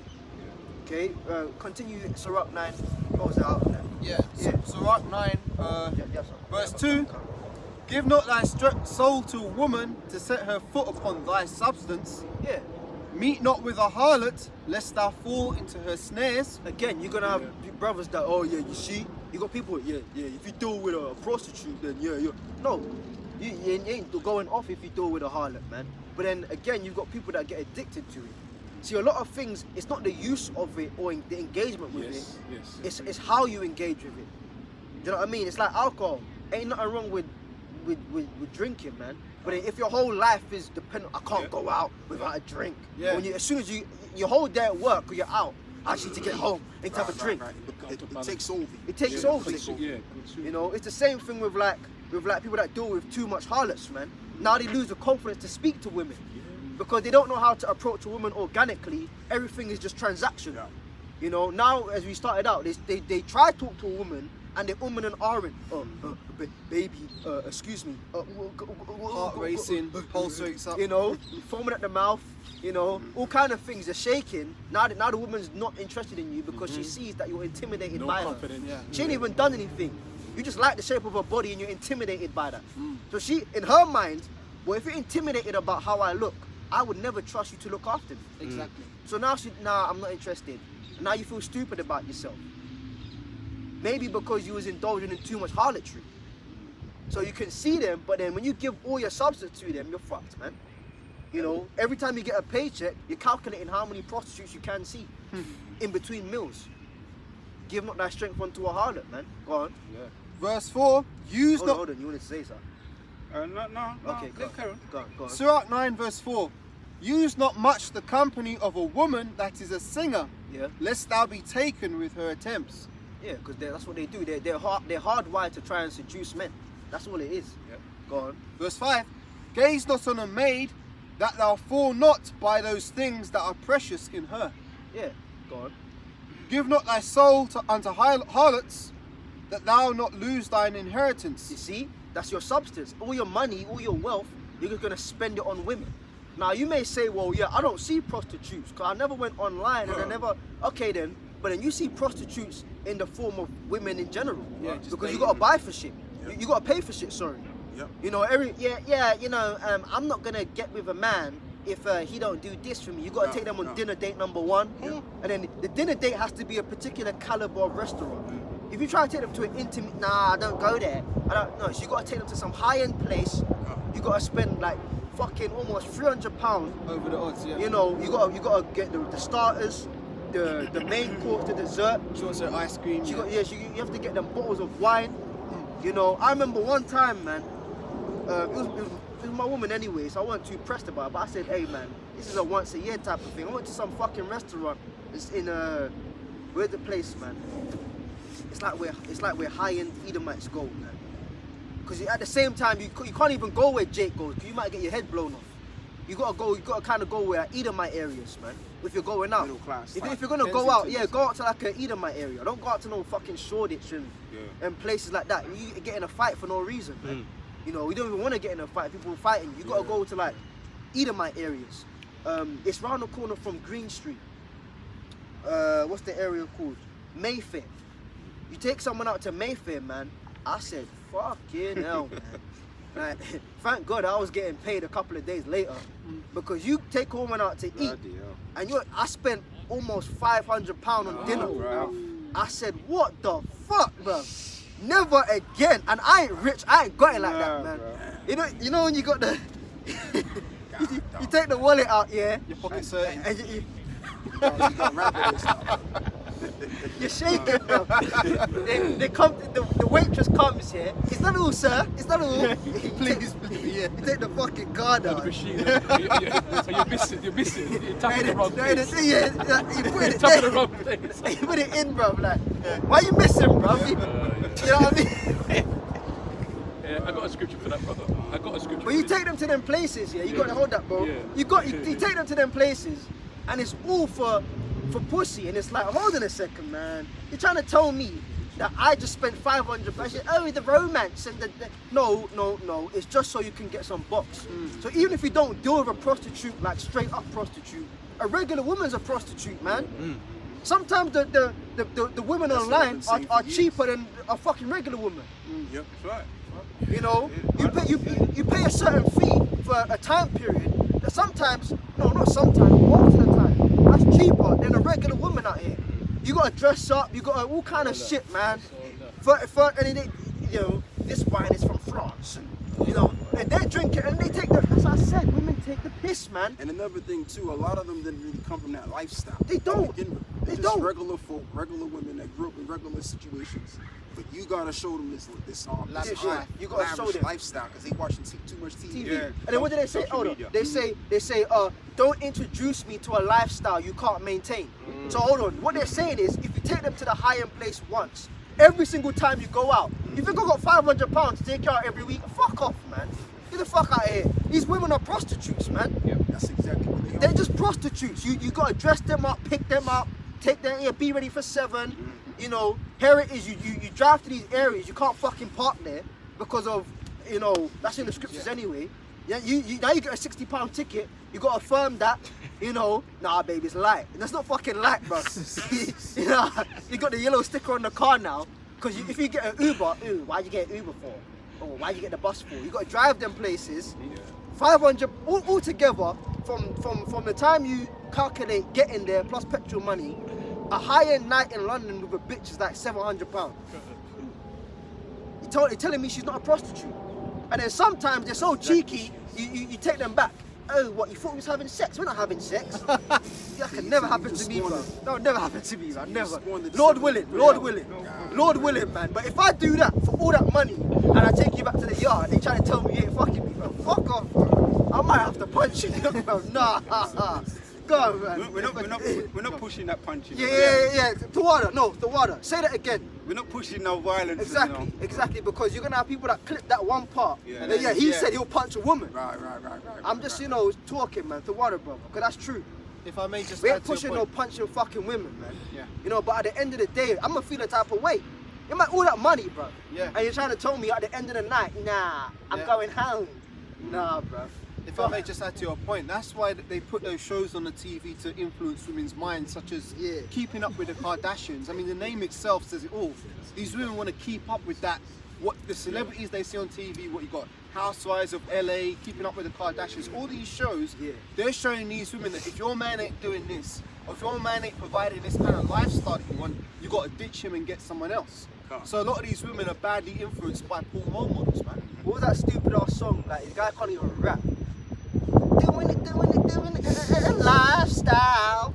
Remember that song? That lifestyle song. The women start putting that shit on and they get it in the hair. Lifestyle. You gotta take me there. Man, all these, that's why the scripture says these women are prostitutes, man. Somebody hold Ezekiel the 9th chapter. That's why they're gonna die. You know, a lot of the reasons why women are gonna die is just because for the mere fact they took the piss out of men. That's right. But you know what though, I mean, like, but we also gotta look at this way too. Being that most of them are prostitutes anyway, because I've been saying this for a long time. You know, and the thing of it, so I mean, like, that's just how it is. Like, you know, if you like on a cop carousel, like a whole lot of times, hey, that's gonna turn you into something else. Now you ain't thinking like a woman. Now you thinking more like a harlot.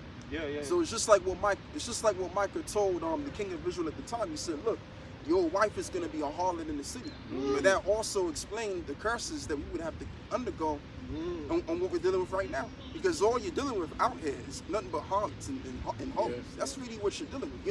You're not dealing with a virgin. So if you ain't dealing with a virgin, then you gotta navigate through them demons. Or don't fuck with them bitches at all, man. Can I get this? Romans 7. Now again, that spirit, as the elder mentioned, you got to have that spirit of not fucking women at all. Because watching the brothers yesterday, you know, look, man, you got to be on a certain level to like not deal with women, man. You got to be deep into the scriptures. You got people that just come into the truth. Yeah, I'm gonna be a eunuch. You know, and all of a sudden now they're coming to camp every week just angry. They're just backed up and pent up. You just need some pussy, bro. Nah, but I'm on this eunuch thing. No. And it's really a balance. It's a balance. If If you're gonna be a eunuch and not deal with women, you best believe you gotta have a heavy portion of the Holy Spirit. Do you know what I mean? That's why, as the elder said, it's a balance. You gotta know how to deal with a woman and know when and how to deal with them. See what I'm saying? No. When we say dealing with women, as in like in a relationship, no, it's literally dealing with them. Dealing with a woman is really like dealing with a child. Like, no child, you will learn and you will do this. Because the moment the child takes over the parent, it's chaos. Yeah. And that's basically the end of the household. So, you know, but I'm not saying that obviously brothers don't want to deal with a woman. No, can't. Because, you know, hey, every brother's a grown man. Like, they got to do what they got to do. But the thing of it is, what I'm saying is it's either you got to deal with these demons that's inside of them, or, you know, you go your own way. And And that's just how it is. Until the Messiah makes a second return. Well, to back up the elder, Apostle Paul said that. If you deal with women, Yeah, I was thinking ye about shall have trouble in the flesh. Yeah, yeah. You're not going to deal with a woman and it's just perfect. For the fact that they're in the flesh and we're in the flesh, you deal with them, there will be some problem. Yeah. You got guys, yeah, no, my baby, man, she's just brilliant, she's just great, yeah, because you're the bitch. But in the moment you try and be a man, you will have trouble in the flesh. Yeah. Apostle Paul said that. Because even back, I don't mean to No, cut no, you, so brother. like- No, that's cool, because even back in ancient Rome, it was the same way. Yep. You had, most of the women were getting around from God to God, even back then. So it was the same kind of spirit. So that's basically all you're dealing with. So when you get in a relationship, any of you brothers, you young brothers out there, or any brother that's my age or older, you gotta understand the game. You gotta know and understand when you're getting involved in. That you're getting involved with a harlot, someone that may very well leave you in a matter of time. That's how you gotta always gauge it. You can't, it's like you, brother. You can't get into it and think, okay, well, you know, that's my baby and this and that and the third. That's my woman. No, that's not your woman. She's just for you for the particular point of time. Like the saying goes, it's just short term. You know? As the elder mentioned Rome, right? You got these women now. Sorry to be, it's just a topic, man. But we're gonna steer it back into the original of a man leading the house. But you got to talk about these women because they're a part of the house as well as the children. But then the elder mentioned Rome. It came back to mind. These women now, you ain't doing it right because they watch all kind of filthy material and stuff, right? They getting sex toys now. You know there were sex toys in Rome. I saw an article on it, man. It's like a box with particular beads. Like, you know, you have the gemstones, right? You wear the wrong combination, they start heating up and friction. You start feeling off. There's like a box with beads in it, right? And these beads react chemically and cause vibrations. Women in Rome would do that, man. And they would put that on their box and get stimulation from that. So this is Rome revived, man. You know, you're not at home, they start taking out toys, they start doing all kind of weird shit, man. This place has got to go, man. Precept, yeah? Absolutely. Quick one. Okay, you go and read it if it's quick. 1 Corinthians 7, 27. All right. No, you read You go, brother. 27 says, Art thou bound unto a wife, seek not to be loosed. Art thou loose from a wife, seek not a wife. Oh, that's heavy. That's heavy. So if you're married, just put up with it. You're gonna have trouble in the flesh, man. But then if you're not married to a woman, well then don't have your, I gotta get a woman. Because that's a demon that comes on brothers sometimes. They get to a certain age, yeah, I'm 27 now, you know, I need to get the children. Now again, if brothers got children, man, brothers having babies, brothers just had babies, all kind of things are going on. Well then that's the spirit of the Lord. But then don't have your mind fixated on it. Yeah, I'm at that age now where I need to settle down. That settling down spirit is like kind of giving into it's the world, man. If you have a child, then you have a child. There's nothing wrong with having a child. There's nothing wrong with having a family. You can have a family. People get Matthew 24 mixed up with woe to them that are with child. That's talking about 70 AD, man. It's nothing to do with now. Brothers and their own women and family will get delivered, man.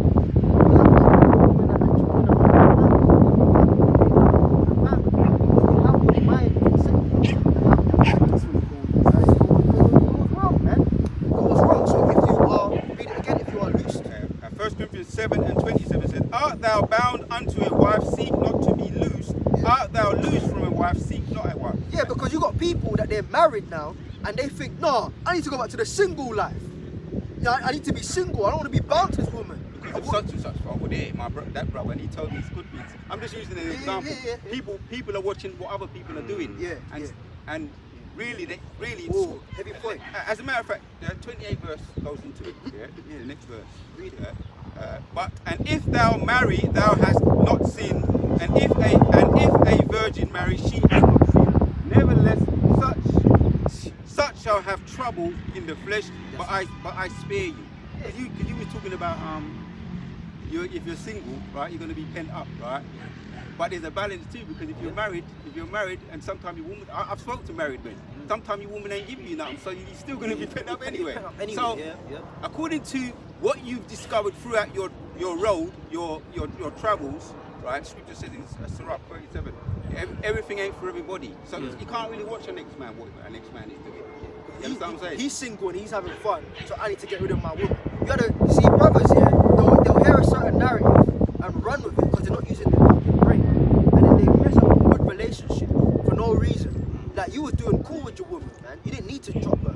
But brothers are saying fuck the black woman. Okay, I've got a black woman at home. Well fuck her then. Now shit's going wrong for you. No, that wasn't your situation, man. That was not your situation. Shit was going alright for you. Like Paul said, if she pleads to grow with me, Yeah, you go with her, man. What's wrong with you, man? Just because you watch 3 videos, oh, it's the spirit of the Lord. The 3 last videos I watched, it's all about the black woman. I'm going home to kick her out. And now your life's messed up now. That didn't apply to you, bro. So if you have the woman, seek not to lose from her. But if you don't have one, don't seek to get one. Again, people will say, oh, well, if I ain't got one, then I shouldn't look. No, if you want a woman, look for one.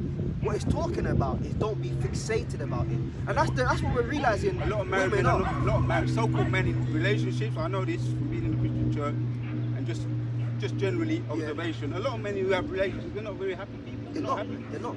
Look at Will Smith. He's fucked, man. He's through, man. I have had something. Go on, man. So, right. First Ezra 4 verse 26. Yea, many there be that have run. No, can't lie.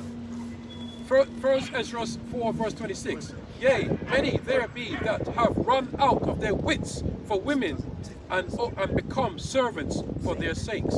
Yeah, run out of their wits, man. You know, run out of their wits doing all kind of stupid things, man. We've all been there to certain degrees, man. You know, run out of your wits for what you just do something and then you do it and then you realize, what the fuck was I doing, man? You know, case in point, Solomon ran out of his wits in his old age for his wives, man, and the concubines, building all kind of temples and doing stuff, man. You know, who else, man? You had Samson. I was just thinking of that, but the name wasn't coming to me. He kind of ran out of his wits, but he ended up dying, essentially, man. But he accepted death. He said, look, Lord, just give me the power one more time. I know it's because of her and I told her the secrets and that, but even if I die in the process, it's fine. So he was on a suicide mission. He knew that if I kill them, I'm going down with these pillars too. But that's because he told, what's her name, was it Delilah? Yeah. You know? So you can run out of your wits for women, but the scripture says don't do that. Because you lose your mind for them and then you're fucked. Again, the same characteristics as Satan. They're with you whilst it's good. Yes. But the moment they've accomplished what they want, they'll just leave you. Where's he at? Where's she at? She's gone to the next man. And you know what they do? Women, yeah, they plan the next dude before they leave you. Yeah. They don't leave you to They be do a single. setup, yeah. It's a transfer, like the football, you know, it's transfer players. season. Yeah. You know, I ain't leaving this club, but I'm thinking of leaving, but when they're negotiating the deals with Man City, man. from Arsenal, or set Liverpool, up the deal you first. know, Yeah. they set the deal up nice. And all of it, as Ariel said, all of a sudden you come home and you're having arguments that you never thought you'd have, but they're starting the arguments. And then, I can't do this! And God forgive you if it's her house, get out! Beyonce, the small hats made her push that tune. To the left, to the left! You must not know about me. You must not know about me! You must not know about me! I could have another you in a minute. As a matter of fact, he'll be here in a minute. It's fucking lined up! She planned it, Yeah, man! I never heard that part. That's good. If I may just add to your point, you mentioned No Samson, more, right? no more. Go on, man. You mentioned Samson. Remember that before he died, they cut his eyes out. So he had to lose his eyes in order to see. Because he was caught up in a woman. Obviously, Delilah was very beautiful. But when they caught him and they cut his eyes out as well. Which was his and that's when he weakness. prayed to the Lord to give him the strength to Push down the pillars and destroy the temple. Because the moral temple of Dagon.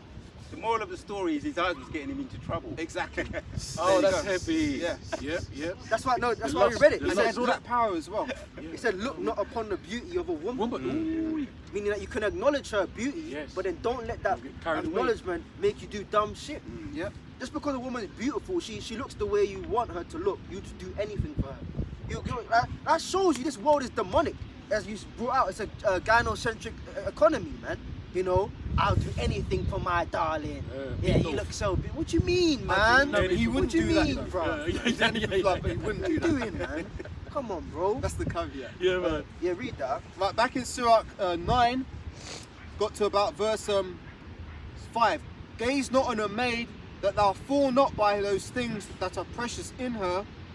Give not thy soul to harlots, that thou not lose thine inheritance. And this is why Yahweh Shai had to come. I see Yahweh Shai got into everything in righteousness the deepest, and he got into everything in wickedness the deepest. For him to be that number one son, all right, the Messiah, to be the one full of wisdom, to have the full power, he had to engage in it all. So you think, oh yeah, well, you know, you got these dumbass demonic doctrines from Edomites, really. Yeah, well, Jesus and Mary Magdalene had an affair. Oh, they push that That nonsense. bullshit. Oh, no, that's boy. not true. That's what's it? No. Dan Wait, Brown, wait. Da Vinci Code The shit. Da Vinci Wow. Code, Mary Magdalene was getting it in with Jesus, Whoa. and they had a son, and that's why there's some line that's now come from him that can do miracles and witchcraft. The Lord never got with a woman because he had to focus, right? Yes. But then guess what? He got with the most women in a previous lifetime. Yeah. King Solomon. He knows it. That's why he can King write this Solomon. wisdom. How can you write? You can't write certain things unless you don't know. experience it. So Yahushua had all the women in the form of Solomon. He experienced how to deal Yeah. with them. Actually, he's That's- been there and done it. Been there, done that. Got the T-shirt and the mug at home. Been there, wouldn't recommend type of thing. You know, that's why he said, what was it, of 1,000 That's a spirit. men, Yeah, he I found One one. righteous, but among the women Women he's found none. None, yeah. Because he dealt with all of them and realized these hoes ain't shit, man. You know, before we go back to Sirach, yes, okay, keep reading. Back in Sirach 9 and 7. Look not round about thee in the streets of a city. And then someone keep silence in the church, because the reason we got on this because the Elder Apostle Gabar was saying, you know, brothers do, you know, women chatting shit, man. Read that up. Look not round about thee in the streets of the city, neither wander thou in the solitary places thereof. Yeah. Turn away That's thine a eye. Friday night. That's wickedness, man. Now again, you brothers may do that, and it's like, okay, if you do it in measure, then fine. But if you got guys everywhere, where we going tonight? Yeah, Friday night. You know, Friday night, you'll be coming home from work and they've left work early, dressed up, spending happy hour in the bar, looking for women, man. You know, I remember one time I was with a brother, and we went to get some food in a spot, and it's like it happens to be round the corner from like a major area where Jake go out. And we were sitting in the car, just drinking and stuff, listening to music, right? And I saw about two bitches together. They were clearly friends, and they walked up and down the strip like 5 times. You know what they're doing? They're waiting to get picked. Yeah. They're just waiting for some drunk ass Jake out of his mind to approach them. You always see that. They just literally just walking up and down. And then they what they do when they're walking past the cars, they'll look in. That's Because, what prostitutes well, what they want you to do is wind down the window. Yo, darling, all of that crap. But then if they're not getting chosen, they're just walking up and down like fucking agents, just, you know, waiting to get picked up. What are you doing, man? And then you got the men that do that. They'll go out with their friends. They only have confidence with the lads, the boys, the man them.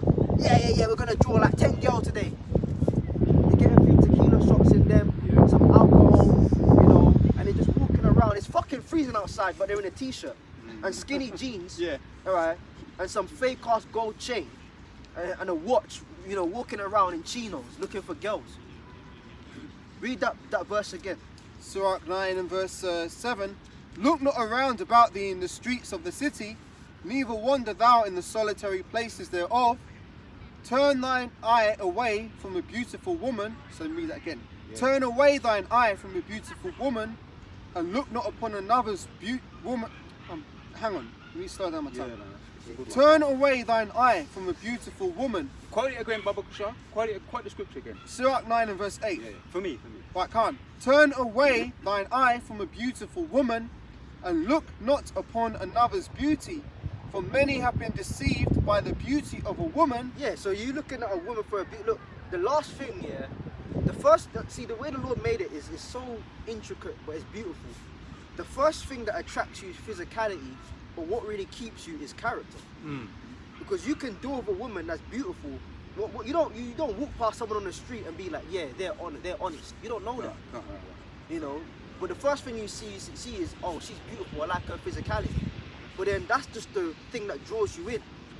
If your whole premise of being with a woman is because she's your desired body type, you're a stupid man. And that also shows you don't have no character. No You're character. You're not looking for character in that kind of woman.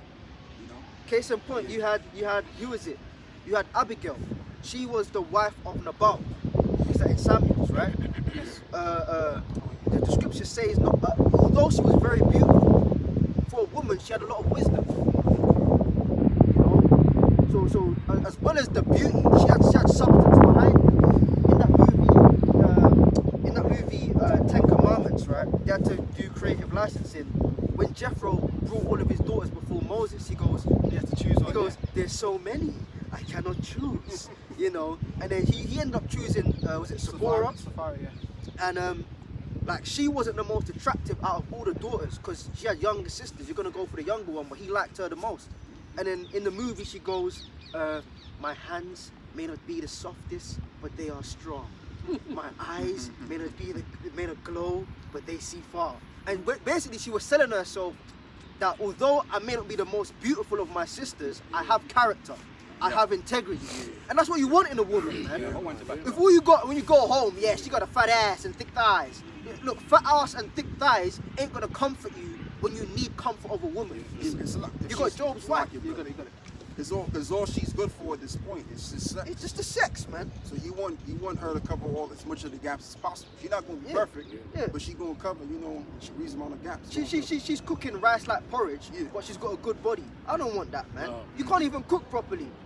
You got a good body, but then you're telling me you're making me rice and peas. It looks like oats. You can't even boil the rice properly, bro. What are you doing, man? You cooking me unseasoned meat. You know what I mean, bro? Man's stomach's hurting me. I'm on the toilet, shelling it down in the toilet because you cooked me some off-key shit. Like, bro, but she got a fat ass though, bro. Nah, man. There's more to a woman than that. If I may just back off what the elders said, there's equations, there's formulas for things, and one thing I've realised, the bigger the ass, the smaller the brain. Yeah, when it yeah. comes to women. The reason why I say that is because if a woman's always getting complimented on her physicality, like, oh baby, you got a nice back, all this kind of stuff, she doesn't have to develop what's up there. She don't have to work on anything else because she's already getting all the attention that she wants from men. Yeah. Which is why women who don't have the most beautiful exterior, they have to work a little bit harder in other areas. And you know what, bro? That's a brilliant point because women that, let's say you get a woman that's a 6 out of 10, she's just over halfway. If she's got good character, and I've experienced this, man, the women that aren't as physically attractive but have good character, They're more attractive. they over time psychologically they become more attractive. And then you deal with women that are 9 and 10 out of 10, but their mentality is trash. And over the years, they start looking ugly. look ugly. Yeah. Because back in the day, I remember I used to deal with girls like Plain Jane. They call it Plain Jane? Plain Jane, yeah. Plain Jane. They're plain, they're simple, they're this average body. girl and next thing, door. But their ways, the ways are so nice, they cook for you, they want to please you. And you know what? Because they have to work harder, because they know the way they look. And you've dealt with a couple of pretty girls and then, man, they're just, it's nightmare. Go on, Oreo. Yeah. Proverbs 31 and 29 says, many daughters have done virtuously, but thou excellence them all. But excellence them all. This is the point. Could you repeat that part? Yeah. Proverbs 31, straight to the point, go to 30 says. 30 says, favour is deceitful and beauty is vain, but a woman that feareth the Lord, she shall be praised. Talking about vanity. Solomon said that himself. See, he's a wise man. The wisest people used to come from far to listen to. Vanities of vanities. Now you got good vanities and you got so-called bad vanities, man. You got vanities like clothing. You got people, I live off grid, I don't use them much. What the fuck are you talking about, man? You got a t-shirt on your back that you never made because you wasn't in the field getting the cotton for that. You wasn't in a sweatshop in China sewing that together. Exactly. You wasn't the fucking Eastern European that was sailing the ship to bring it over here. Yep. So what the fuck are you talking about? You don't use, you're off grid. You're not off grid. No, none of us are off grid. We all have to use the things of this world. Yep. So you got vanities you need. Food, shelter, clothing. If a car's a necessity in your walk or your life, all these things. But then you got vanities that you don't need, or you may need them, but again, how much you engage with them is too much. Solomon said it, vanities of vanities, all is vanity. The richest man, the wisest man, his conclusion with life and having it all was, it's all bullshit. Without character and without integrity, all these things you have, all the women, the clothes, the cars, the money, the entertainment, the yard, the pad, it's all bullshit if you ain't got faith and integrity, man. Well, you know what? And you saying that because he had that experience. Solomon was the wisest man in his time, and he was the richest man in his time. Yes. So he was already 100%. He completed his life. So what he came to realize is that what he really thought was is that this was not all what I thought it was made out to be. And a lot of rich people get to this point. Yeah. And then eventually they wind up getting miserable because now they got to look back why they got it. Biggie said it No, who said it? It was all a dream. I used to eat Oh, yeah, brother yeah, magazine, those cookie spoons. Yeah. Come on.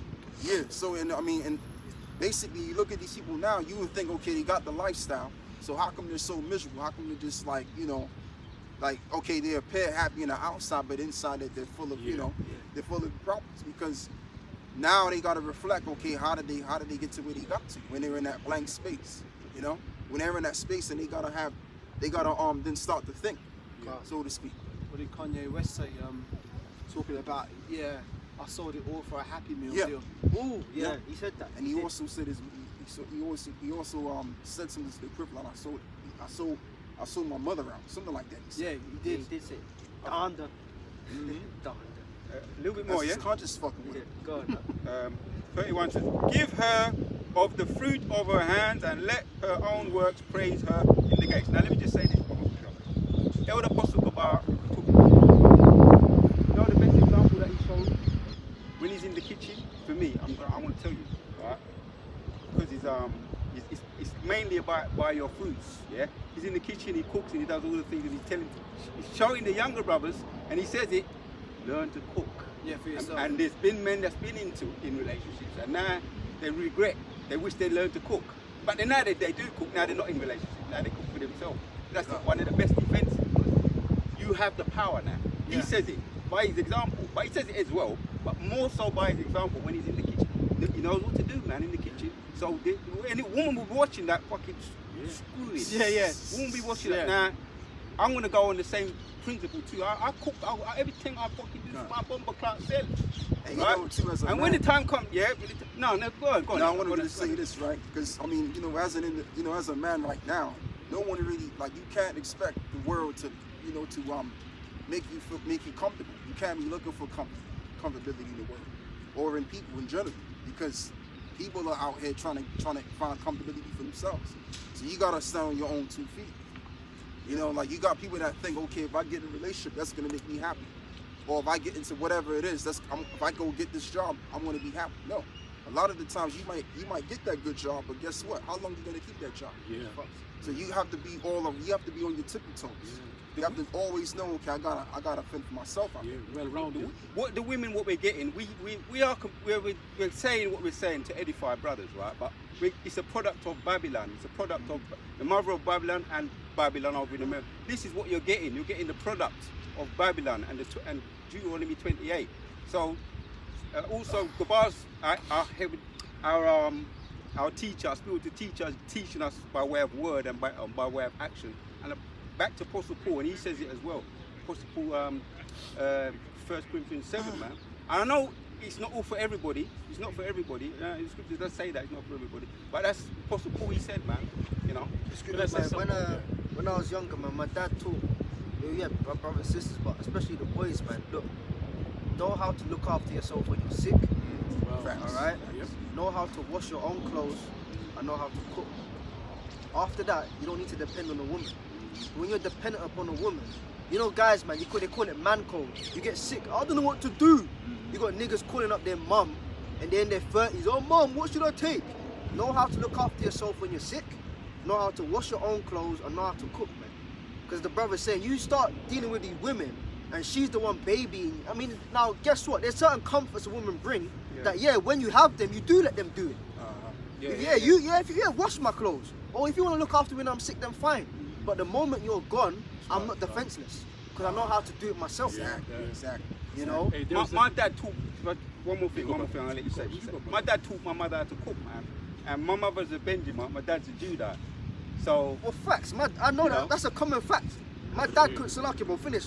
My dad cooks way better than my mum. Now, my mum can shell it down for sure. Yeah. She knows how to cook real good, but fact, it's a well-known fact in my household. My father cooks way better than my mum. that's it, that's all I've listened. There used to have a thing years ago, I think I still do it. They used to have a TV program called Dinner Date. And I remember these girls they look pretty, you know, but when they used to cook, it was like a slab on the table and the guy just accepted it. Right?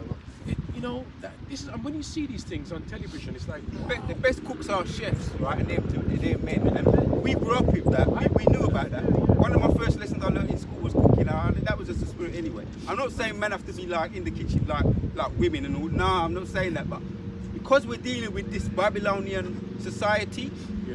it's what you might call it's a trade, it's a backup, it's a softening, it will soften your blow. That's what I'm saying. Let's get them precepts out. Which one do you want first, brother? The one about You've got Luke 11:27. let's get that first, and then the one about women keep silent. Okay. Luke 11 verse 27. Start from verse 25, mate. Okay. Or 26, brother. Okay. Luke 11:26. Because we say all of this, getting on women and that, and talking about the relationship between men and women, yeah? When it goes back to the truth, man, all of what we've discussed so far, it just proves the point why you have no say whatsoever in the matters of the scriptures, man. Look at the early church. Look at the law. Women had no say. Ain't no female priests. You know, that's just madness, man. Because the nature of, as the elder was saying, the father represents the house. The father represents the house, man. You ain't got no husband and wife. It's just the father, man. Numbers 1 and 18, they declared their houses after their fathers. You know? So that's what it is, man. A man leaves his parents to join into a woman to create his own family. That's how. But then the woman don't go into the man's house. So it's like if the man don't go into the woman's house, it's the woman that joins onto the man and takes his name. Cleaves. Now you got these people in the world, I don't want to take your last name. And not that we promote marriage anyway. Going to the fucking Esau for a certificate, you know. But then even if you do that, it was a thing. It was still manly. Yeah. But you take my name. The wedding papers, you lose your father's name and you take on my surname. Now in this generation, you got women, double barrel. I'm not letting go of my maiden name. And then when the baby come, they want to call it their surname. That's all bullshit, man. Here it is, your name's Smith, and you're getting called, your child's getting called Johnson. But your name is Smith, because that's from the mum. Are you kidding me, man? Read that. It's like, yeah, man, I just got to put it out there. One of my brothers, man, he's such a fucking nigger. He hated my dad so much that he went and changed his surname to my mother's name. Well, that's ridiculous, man. So, See, that's ridiculous. But the scripture says, if he dies, that could be the reason. Because the scripture says, honor your father. Listen, your father first, man. You know. And his excuse was, Salaki going into it, but his excuse was, dad was never around, and I don't want to take a slave name. Well, guess what? My mum is from the same country. Yeah. It's still both slave names, man. Yeah, that's nigger mentality, though. I want to take my dad's name, but then your dad wasn't around. But if your dad wasn't around in the fucking first place, your ass wouldn't be there. Exactly. How about that? Ungrateful Dad son of wasn't shit, man. around. Anyway, What you talking about, man. Read, man. Read. Luke 11 verse 26. Yeah. Then goeth he and taketh to him 7 other spirits more wicked than himself, and they entered in and dwell there. Go to 27. Verse 27. And it came to pass, as he spake these things, a certain woman of a company lifted up her voice and said unto him, Blessed is the womb that bare thee, and the paps which thou hast sucked. That was a feminist. Totally out of order. The Lord's mid-speech. Yeah, I did a video on it. The Lord's mid-speech, and you got a black woman. She's probably up in age, probably a bit weighty on her. You know, blessed be the the paps that thou hast sucked. You know, and the womb that bare thee. Come on, man. You got to animate in your head. You know how them black aunties are, man. But when they talk, everyone has to stop speaking, man. You know, listen. I got something to say. Listen. Me a talk. You know. Hush your mouth, me a talk. You know, them aunties and stuff, man. You know what I realize here? I'm watching a new series. It's not for everyone, man. It's a bit tough, but I'm watching this series, but it highlights it. You know, black aunties here, and all of our mothers are aunties and shit. But a lot of black aunties hate children. They have a real every time children are having fun, stop your knives! Stop it! Like they're in their 70s, their 60s and their 70s, and they're just hating on children playing in the house. Now if the child's acting all disrespectfully and mashing, fair enough. But it's like seeing children, and you gotta be careful how you say this now, because but seeing children have fun kind of makes you happy. I like being around children that's in order, and nephews and nieces and stuff. Kids being kids. Kids being kids. It's joyous, man. They lighten up the mood of the environment. the children say that they're an inheritance and a blessing from the Lord.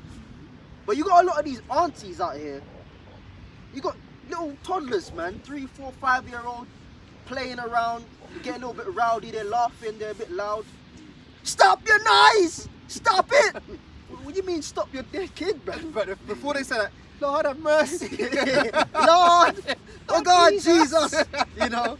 I grew up around that, man. I'm thinking to myself, a lot of black aunties hate kids, man. Yeah, they actually do. They hate children, man. And that's a demon on them. Yeah. Oh God, stop! Jesus, stop it! Oh God! Too much noise in the yard. What do you mean too much? They're children, man. I ain't talking about no kid that should be dignified at like 10 and 11, 12. I'm talking about 3, 4, 5. Full of energy. Full of energy, bursts of joy, just innocent. When I say they're innocent. You know what I mean? When I say that. They're of simple mind. They're simple simple mind. mind, yes. Young and joyous and loud and happy as children should fucking be, man. Ain't no 3-year-old meant to be depressed, man. On antidepressants. A 3-year-old getting told to shut up by some auntie that's 67 years old. It's weird, man. God, read. But sometimes Auntie gotta think, man. Stop your noise. You know, Oh, shit. you got like you got a fucking a softball in the house, man. Don't kick balling in the yard. Yeah, the bouncing gets to the nerves. You know, stop it. You know, the doctor would say that about that kind of person is probably menopause, you know. That's what it could be. Yeah. You know. You know, but that's that entitlement. So she stood up with that entitlement in the presence of the Lord, man. Go on, huh? Blessed is the womb that bare thee, and the paps which thou hast sucked. But he said, yea. Like, so who's she bigging up? She probably wanted to be a friend of Mary. She's a Because feminist. you have to realize it. Again, put it into perspective. Mary was a respected woman. You know, some women would have been against her. Some women would have been for her. You know, but the women that were believers, they to them it's like, if I can get it in with Mary and be in her circle, I'm kind of up there. That's the mother of the Messiah. You know, this guy's going around, he's famous. The scripture says that his fame went abroad. He's doing miracles. He's got disciples. He's doing all kind of things. If I'm a sister and I'm in with his mom, then I'm up there. Right. So you got women that were trying to That was the thinking, yeah. kiss ass to Mary. No, don't mind the Yahushai. Blessed mind is Joseph. the woman. Yeah. The Ignore woman. Joseph. Yeah, they ignore Joseph. You know, blessed is the woman. You know, the breast that thou hast sucked. What are you talking about, man?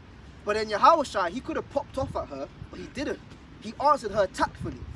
See, that's how you got to deal with women sometimes. You know, he's saying, you know, it's not always anger mode. Bitch, huh? Sometimes you just talk to a woman normally, and that's enough to check her. Because his next line put her in place. Read. Luke 11 verse 28.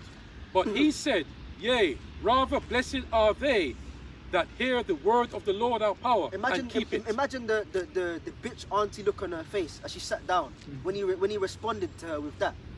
You know, no woman, rather blessed are they that hear the word of the Father. Do it. You know, she would have, okay then, and sit down.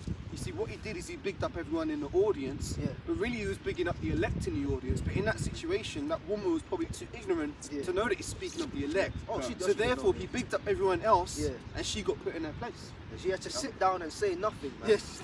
You know, okay then. Spread off her backside on the Yeah. seat. You know, they lift the skirt up. Oh, I bet her husband got caught it when she got home. Now. Yeah, you know, he had words with her. I put it like that. You know, but the point is, she stood up when the Lord was speaking, and He checked her. Now let's go to Corinthians, Right, this is because as we read, my voice is unto the Son of Men.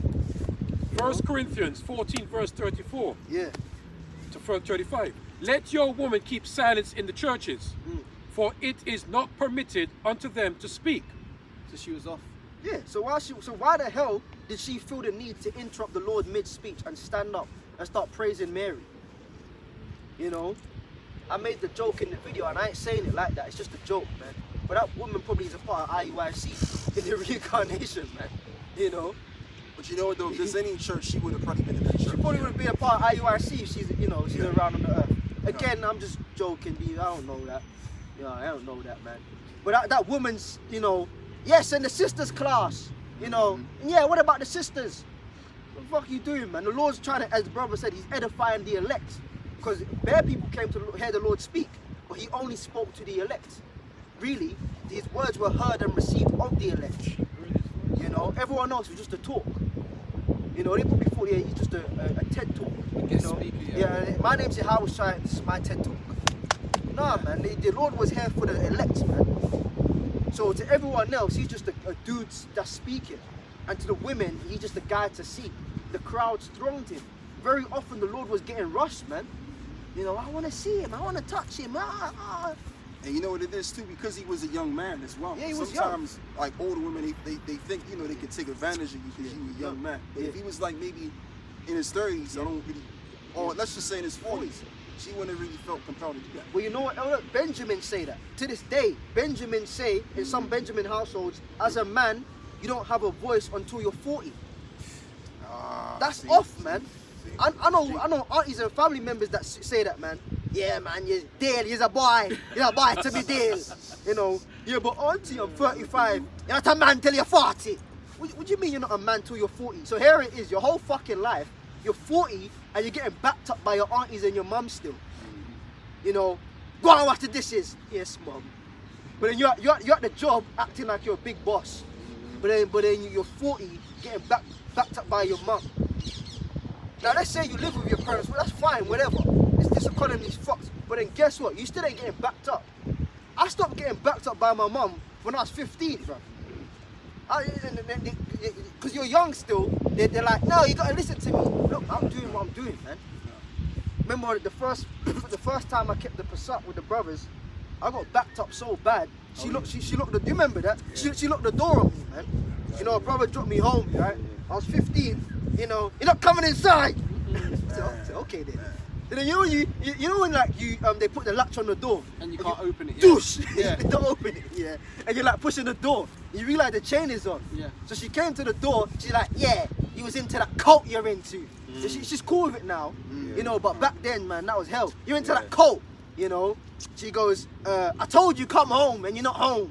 So you're not coming in the house tonight.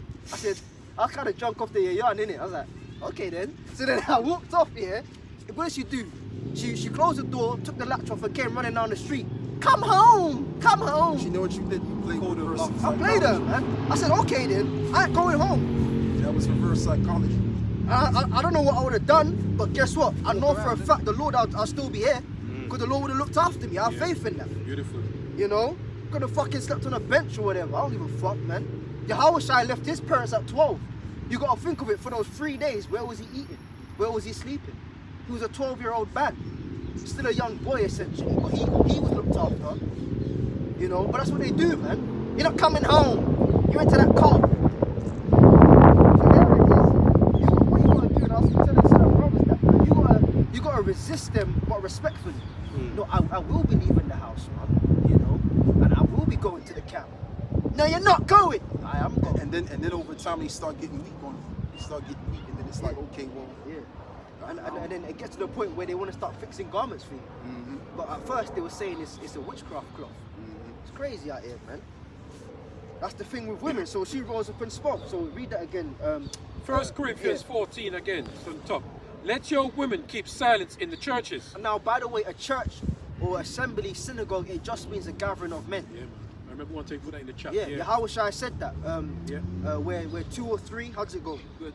The 2 or 3 are gathered in my name, there I am in the midst In the thereof. midst also, man. So guess what? This is church right now. So if you had a sister that came up, she's fine to stay, but she also has to understand she can't say anything. Guess what? My final point, we'll hand it over, as the apostles been telling us, even the common people in the church. You know, you got women up there trying to put precepts and stuff. As the elder apostle Gabar said, don't come on my board no more. Don't do that, man. All right, You know, just it goes say. back to liberty. Good liberty again. Just say hello, just say shalom, and if you like the video at the end, maybe say it's the water, that's fine. It's the water and shalom. That's as far as it goes, man. You know, I don't have enough time to get into it, but you got the account of Miriam. Have we not prophesied too? You know, what did the Lord do? The Lord came down straight away. And as I did a video last night, man, You see how the Lord would like execute judgment on the spot? That's coming back, man. Last precept, 2 Ezra 9. Then shall the highest begin to visit the world which he made. In the wilderness, man, there weren't no deliberated judgment, man. What happened to them dudes that picked up stones or sticks on the Sabbath? They got zapped on the spot. What happened to the dude that saw the Ark of the Covenant falling over and he wasn't ordained to do it? That same spirit of instant judgment is coming back, man. Well, you see, people think because, oh yeah, I could do what I want and nothing's happening to me. Are you sure about that? The time is coming now where the Lord is going to start killing people on the spot. The scriptures say, because sentence against an evil work is not executed speedily, therefore their hearts is fully set in them to do evil, so it's going to go back to the old way. Old days, man. Ezekiel, Be very careful.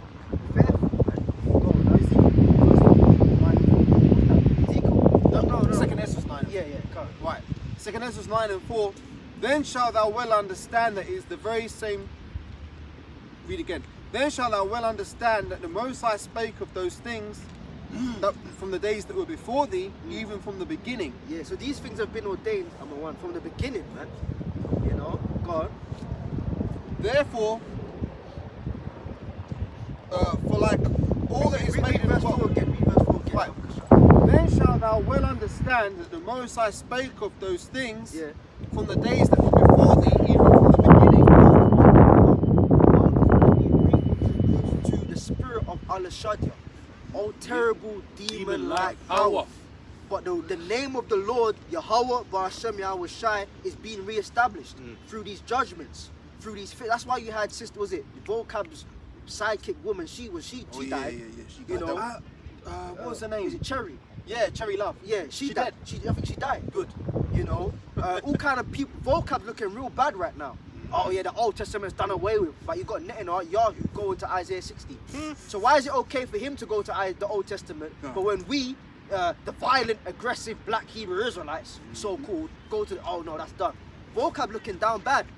People are dying, man. You got people in the truth fucking around and the Lord's killing. You know, so then shall the highest begin to visit the world which he made. So we're seeing it, man. We're seeing it. You can read that next verse. Verse 5. For like all that is made in the world hath a beginning and an end, Yeah. and the end is manifest, even so the times also of the highest have plain beginnings in wonders and works and ending and powerful works and endings in effects and signs. And you know what too, we're gonna start seeing the end effects and the signs. I mean, you know, it's right around the corner, really. You don't have to wait too long. The scripture says that if you can, brother, show one, brother. The scripture says that we don't have to tarry. All right. As a matter of fact, brother, 3. you know, yeah, Habakkuk 2 and 3. Because I mean, if you look at what's going on around the world right now, you know, it's looking very near and dear that we're approaching the time of the ending of the civilization, and that's really, you know, what we've been wildly expecting for all this time. You know, and you have some more information on the MOTV prophecy, and I'm gonna, you know, Lord willing, we'll get into that some time going, brother. Habakkuk 2 verse 3.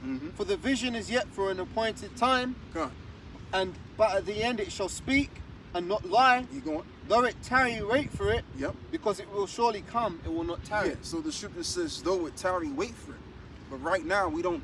It's looking like we don't have to tarry too long, because all of the wonders and the signs are speaking very loud and clear.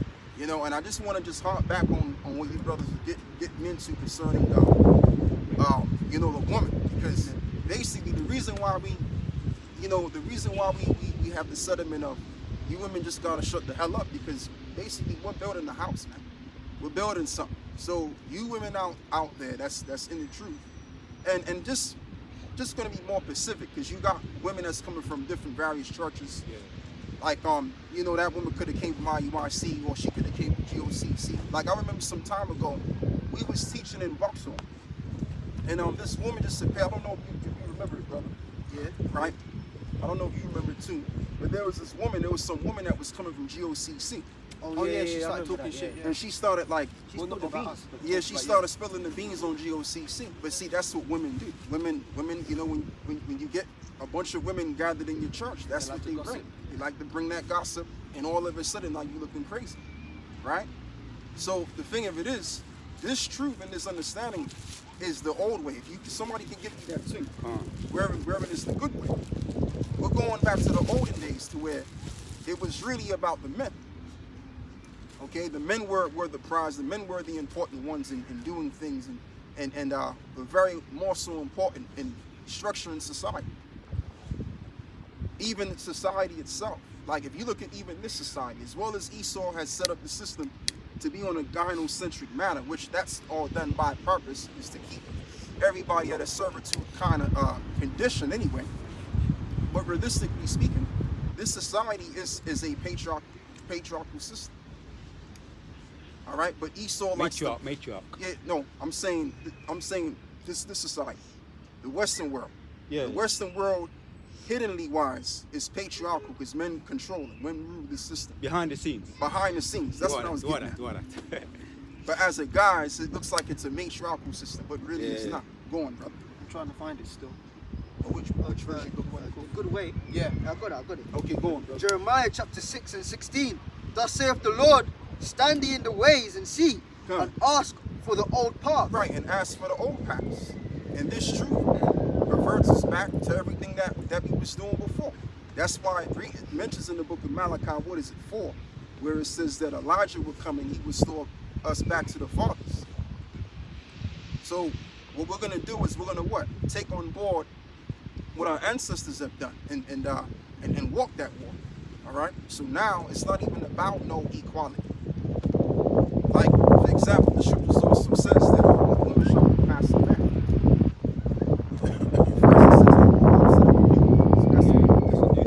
Yeah. So we going away from that now, and we're going back to the older one. Because right now, as it stands for the, before we even get to the kingdom, we're building a house. And when you think about who builds anything, is primarily men. Yeah. Men have more of a constructability kind of mindset. So we know what the hell is going on. We know what goes and what doesn't go. Go on, brother. You made a good point there about we're building a house, right? Correct me if I'm wrong, but during the time when Solomon was building the temple, didn't he construct it in a way so that the sound of no hammer would be heard inside the temple while it's being constructed? That's one of the things he did. They didn't. There was no sound of any like bang bang, clang clang. It was all constructed in a way where they could put it up peacefully, right? Right. So when you hear the sound of the woman's voice now and around what we're doing, that's like the banging, clanging, clanging when we're trying to build the temple again. Exactly. All of that noise, like that gotta. That's why Paul said it is a shame for a woman to speak in the church, because we're building something, and this is very important, and we don't need y'all nagging. You're right. Yeah. Oh, that's a heavy point. That's a heavy point. You know why? Because the temple is different to the palace, right? I can't remember where it is, but it was recorded that Solomon was getting it in with one of his women, and his servants came near to his bedchamber and heard her screaming, and they said, "We'll leave the master until he's finished." So it was constructed in a different way. Women are to make noise in a different environment. I've got the precept to back up what I said, Salakia. This is 1 Kings 6 and verse 7. And the house, when it was in building, was built of stone, made ready before it was brought thither, so that there was neither hammer nor axe nor any tool of iron heard in the house whilst it was in the building. So there you go. So we're building the temple, which really is through the spirit and power of Yahweh Shema Shai, that's got us to build this temple, right? And this temple is to be a holy temple. And let's just keep it real, right? We know that according to the law about a woman being on her monthly, men are not on their monthly every so often. Yeah. All right. So when a woman's on her monthly, what is she? She's unclean for what? Correct me if I'm wrong. 20 or I think it's 20 days. She's She got 7 days of uncleanness, and then on the 8th day she washes it. Right. Now you know what I'm thinking about. I'm thinking about when she after she carried. Oh, the That's child. what I'm thinking about. Yeah, if it's a girl child, it's 80 days, and if it's a male child, it's 40 days. Yeah. Because the what is it? Yeah, because the daughter, they say that I remember a particular brother was bringing this out years ago, where if you, let's just say you birth a female child, then the female child is more acidic. That's why that's the case. That's why she's unclean double more days. But yeah, that's just the thing. The thing of it is, they're more unclean. All right, now I'm not saying that to say that women are bad people. I'm not saying that. But the thing of it is, the Lord is calling men to restructure that which was already destroyed, which is the spiritual temple. All right. Now, if someone get me what is it? Revelations 19, where it reads where it says let me see if I can find it.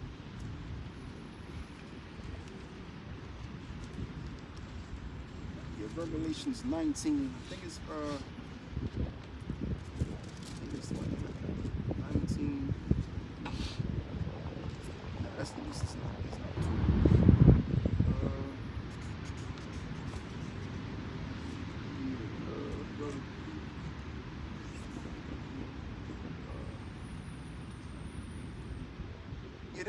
There's a particular verse in there. My eyes is playing with me now. What it says? No, it talks about how the Lord is what is it? How the Lord is building. It's something to the equivalent of temple. It's I mean I can't really pronounce it. But if you can find that scripture, it's in Revelations 19 somewhere.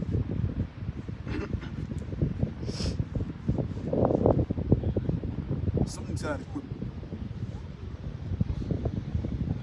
Because what the Lord is doing, like I said, the Lord is reestablishing the nation of Israel, and it's all beginning with the men. As one of the brothers have already quoted, "Unto you men, I call." Oh, is it? It's not in. I don't know if this is the right one, but Revelation 21 and verse 3. And I heard a great voice out of heaven saying, "Behold, the tabernacle of the That's Most the one High right God." there. Yeah, I was wrong. It's 21. There you go. Right. Revelation 21 and 3. And I heard a great voice out of heaven saying, "Behold, the tabernacle of the Most High God is with men." Right. The tabernacle of the Most High is with men. Right. Go on. And he will dwell with them, and they shall be his people. Right. And the Most High God himself shall be with them and be their God. And be their power. So if the Lord is doing something, man, you have to respect that. So when we say what we're saying, we're not saying what we're saying because we hate women. No, we love women. It's just that, look, this is the thing about order. And primarily, the women of our nation have been showing disorder. Okay? And the reason why y'all women are out of order, let's just keep it real, because we've been out of order for all of this time. And that's why y'all have been playing games. And you still think you can play games. But we're not in a time where you can play games with us. Because now we get this thing real serious now. Okay? Go on, brother. 1 Corinthians 7 verse 29. But this I say, brethren, that the time is short. But it's a different time now. It remaineth that both they that have wives be as though they had none. Yeah, come. Just like the brother went into earlier before. If you got a woman, don't get all into a woman, because basically that could be a very easy thing that can happen to you. Just know and understand that this is more important. You know what I mean? And it's going to seem like you don't really have a woman, right? But this is more important. This woman is more important because your physical woman ain't going to deliver you. It's going to be this woman that's going to deliver you. That's just the truth of the matter, right? And if you can get a woman, then that's just so deep. The Lord will give you the spirit the way you don't need to. All right? So, that's just how it is. But the point that I want to get back on again is that this church, really, which is the house of David, or the house of Yahushua first, is being revived once again. So when Yahushua make his second return, now he can then what? Bring the changes he needs to bring upon us. But we got work to do. And this is where we come in, the men, the saints. So if you can, with that, what else you got, brother? That's it, right? That's it then. That's it. Okay, Khan, yes, man. Let me see what else. Oh yeah, get that precept you quoted before, brother. Where it reads, unto old men I call. I think that's somewhere in Proverbs. Proverbs 8 and 4, I think. Khan.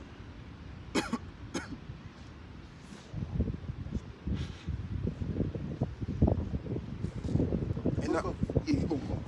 The book of Proverbs chapter 8 and 4. Unto you, O men, I call, and my voice is to the sons of man. Right, and my voice is to the sons of men. So the Lord says this. Right. Take it up with the Most High. Right? So the scripture says, unto you, O men, I call, and my voice is to whom? The sons of man. The sons of men. Exactly. Because the Lord is calling men to do the constructing, the building, the teaching. All of this stuff, going out in the highways and the byways, this takes work.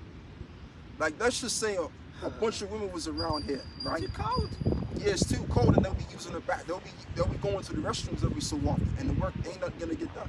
Go on, You got brother. Salaki, brother, Caleb. You got camps out there with women that bring the beach chairs. Yeah. You see that? Spit off their asses. Yeah, beach chairs and coolers. Huh. And then when it's hot, they got the fans. Oh yeah. The church hand fan. And when it's too cold, they're sitting down there with the umbrella. And then when it's too cold, they're inside. They don't Huh. come out. Yeah, you're making both you and your Rami are making a great point, because I was actually watching a video yesterday about what's that, Prince Harry's woman, Meghan Markle, right? And I didn't know too much about her because I don't really watch TV or follow royal life and stuff. But I was actually analysing some of the shit she was saying. Now, basically, a lot of the movements she's involved in are about so-called female empowerment. So basically, that's part of the narrative that the elites have been pushing. We know it started with feminism, right? But now it's got to the point where now every woman feels that she needs empowerment, so they have to have a voice, they have to have their say, they can't just shut up and be quiet, and they can't leave men to do the work. So now, that's basically the state of the mind of the common woman today who watches TV and hears all this propaganda rhetoric.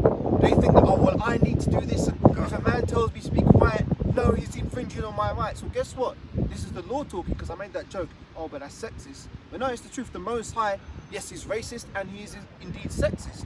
The Most High is for his men. You women have a role, but your role is to serve his men. That's just the order.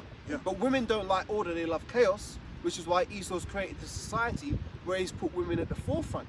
Now, I was saying, just to hurry up before I get there's all these Palestinians protesting.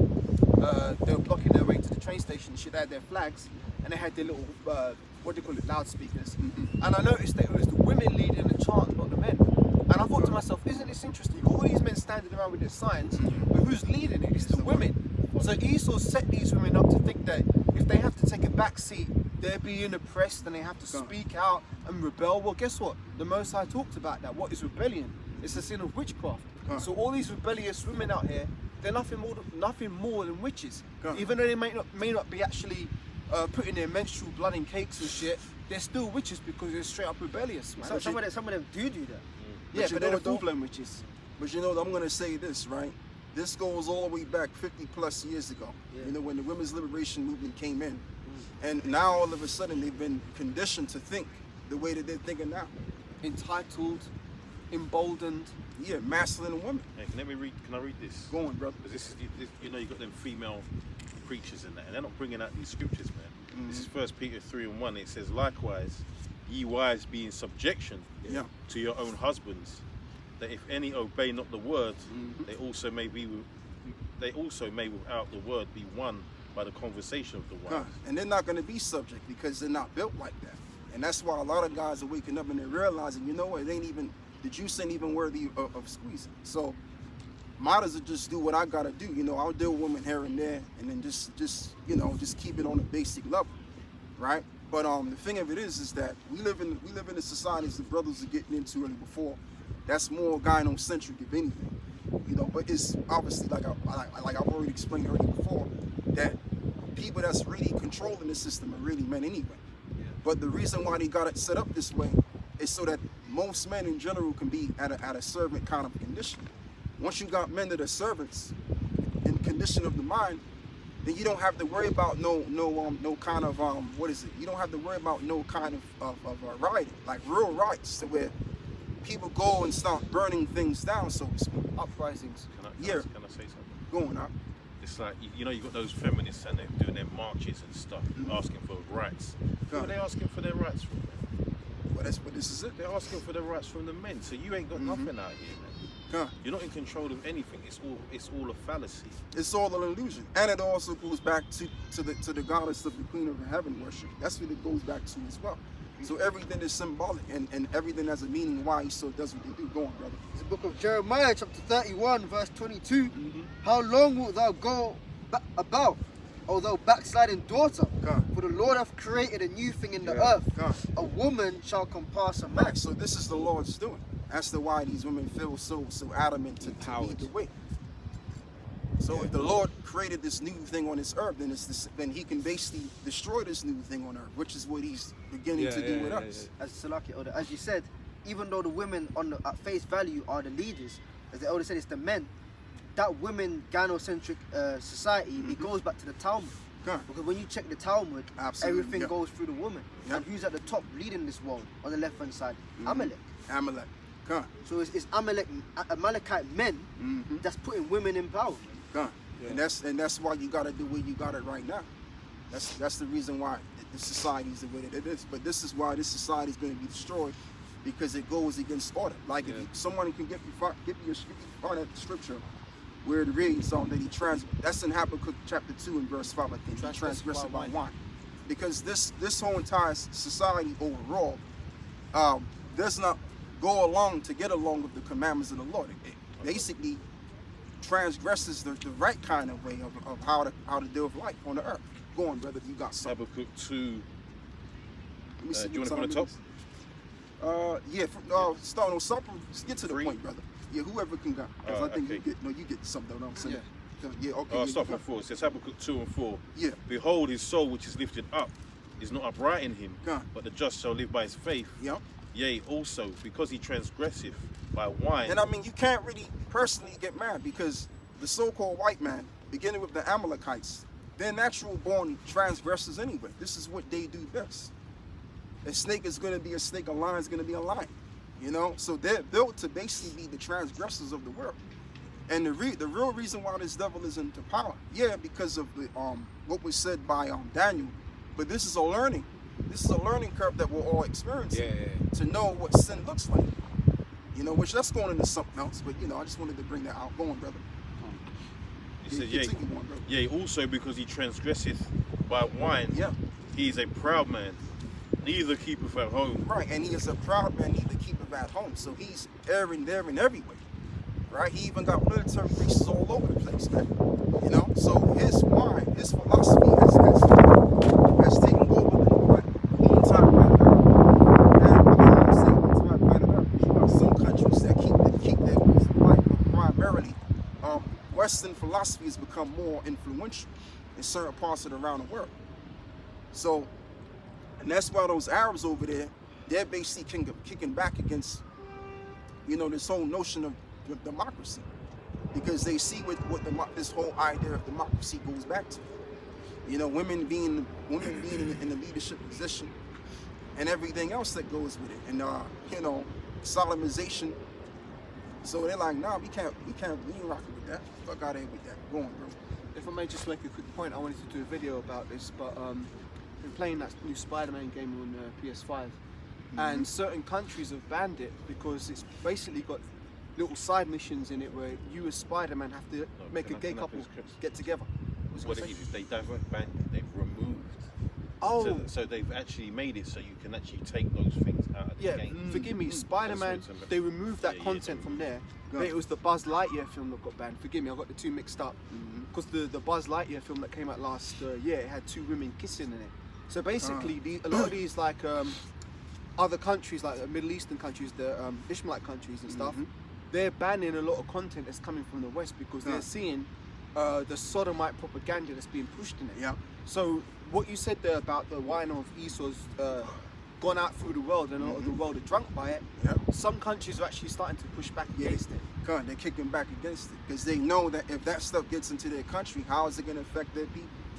It's going to destroy their people. And then obviously, like you got a lot of these these various Muslims that live here, they may go back home and spread Esau's wine over there and fuck people up over there, right? So even though Esau may not have to go there per se, but Esau can send his his minions that have went to school under his school systems to go right to them countries and mess them up. So if you can, brother, go back and read that again. So it's Habakkuk 2 and 5. It says, yea, If you also, can, brothers, just get the precepts more often, man. because he transgresseth Come by on, wine, he is a proud man, neither keepeth at home. Right, he is a proud man, neither keepeth at home going. Who enlargeth his desire as hell, and is as death, and cannot be satisfied, Right. but gathereth unto him all nations. And that's what this devil wants to do. He wants to gather all people unto himself. That's why he wants to get you implanted with a device, and that way he can access all of your information and have you believe in this idea that we're all just one people and that there's no such thing as a gender anymore. You're all together as one people. Right? So that's why he's doing all of this stuff, man. That's why he's doing all of this bullshit that he's doing. Go on, brother.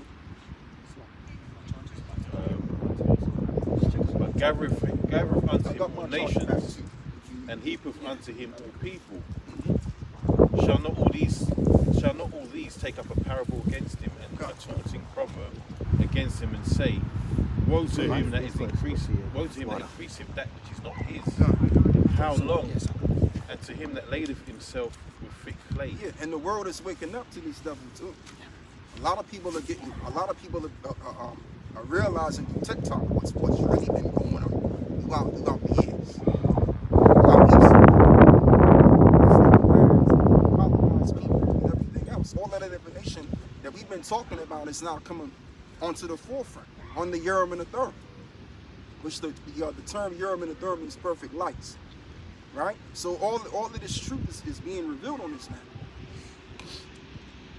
That he's spreading false philosophy which is against life in general. Yeah, that's why it also mentions, you got a precept? Yeah, when you're here. Yeah, if you can, somebody get me, I think it's in, what is it, 2 Timothy's, what is it? It's somewhere in Timothy's, 1 Timothy's, where it says something to the equivalent of, that the son of, the son of perdition shall be revealed. Yeah, I know it is. I'll get that one. Okay, come. I want you to get that one though, and then we'll read the precepts that brothers got already. I can continue on. Brother. Yeah, go on. It says, they shall not rise up suddenly that shall bite thee, and awake that shall vex thee, and thou shalt be for booties unto them. Yep. Because thou hast spoiled many nations. Right. So they're going to be spoils. The term booty just means spoils. You know? So when the minute they stop the spoiling, they're going to get spoiled. And basically, they're going to be our spoils. How about that? And we're going to take what's ours. Because they stole everything from us. And they stole everything from these nations and stuff. But we're going to get all of that back. That's why it also mentions in the book of Isaiah, the 60th chapter, that we shall suck what? The breast of the kings. Meaning we're going to extract all of their resources. It don't mean that literally. You know, because Jake is silly, man. So, you know, you got to, like, elaborate more on what that means.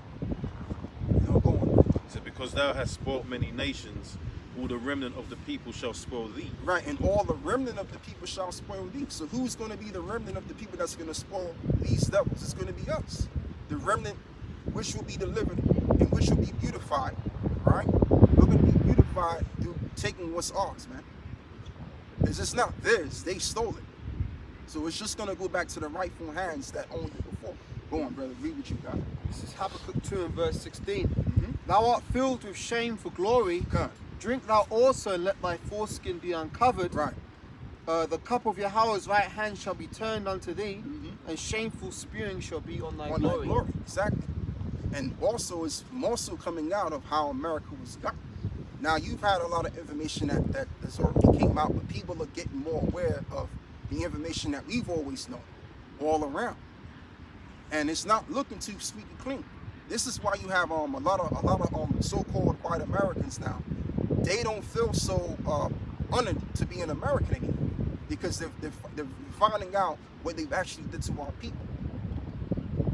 You know, there's a lot of stuff that Esau has done to us that they didn't even know about before, but now they're finding out what they've actually done throughout all of this information. So it's a different kind of spirit nowadays. Like back, 15, 17 years ago, you would hear this notion of, yeah, I'm an American citizen. You know, people would be operating proudly and stuff, proud to be an American. Now that's not the case anymore. Now you got a lot of these niggas that's actually seeing what America's really all about and what's going on with Palestine and and what's going on between them Gazians and and Israel. So now you got a lot of Americans backing Palestine, because now if they're supporting what's going on in Israel, well, let's just say they're supporting Israelis, what does that do to their PR, their public relations? That makes them look terrible. So now a lot of these white guys now, they gotta what? Parade the Palestinian flag around because they don't want to be looking crazy. It's now it actually looks like that, as it's always been the case anyway, that they've been the primal enemy of the face of the planet Earth. So they're being exposed. You cool for this one, yeah, Elder? Yeah, so hold on with that, brother. So now that they're being exposed, now we also know that the Lord is going to visit the earth which he made. That's another way how you know that. Because this man has to be exposed first. Anyway, brother, read what you got.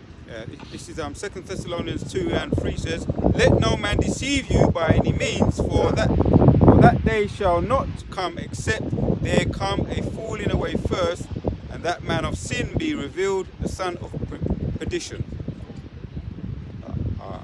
I read on. "Who opposeth and exalteth himself above all that is called God, or that is worshipped, so that he as God sitteth in the temple of God, showing himself that he is God." Yeah, and that's what they did during the Renaissance period. They took all of the dark art down, right, and repainted and whitewashed it, which really they red-washed. Let's say it differently, because they're not white. They basically red-washed all of the images, and now they've become the image of divinity. That's what they've become. But again, how long did that last? It lasts a pretty long time. But now that has an expiration. The expiration date has occurred. It's expired now. Because now the truth is here to reign supreme as we're bringing it to you. Okay? You guys go on. Malachi 1 verse 4. If I might, can I read this in the American Standard Version? Yeah. "Whereas Edom saith, we are beaten down, but we will return and build a waste places. Thus saith the Lord of hosts, they shall build, but I will throw down. Yeah.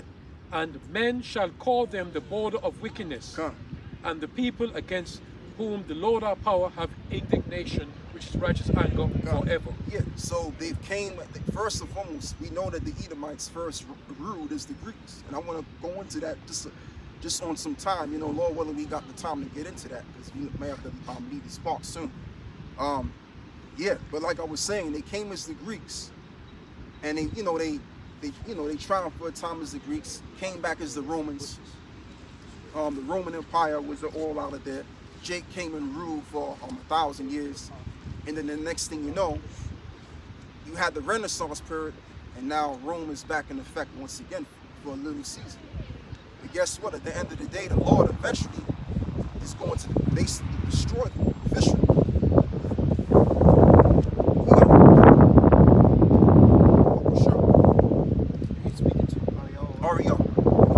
No, I finished on that. Okay, that's all. Yeah. You're going, brother. This is the book of Isaiah chapter 47 and 1. "Come down and sit in the dust.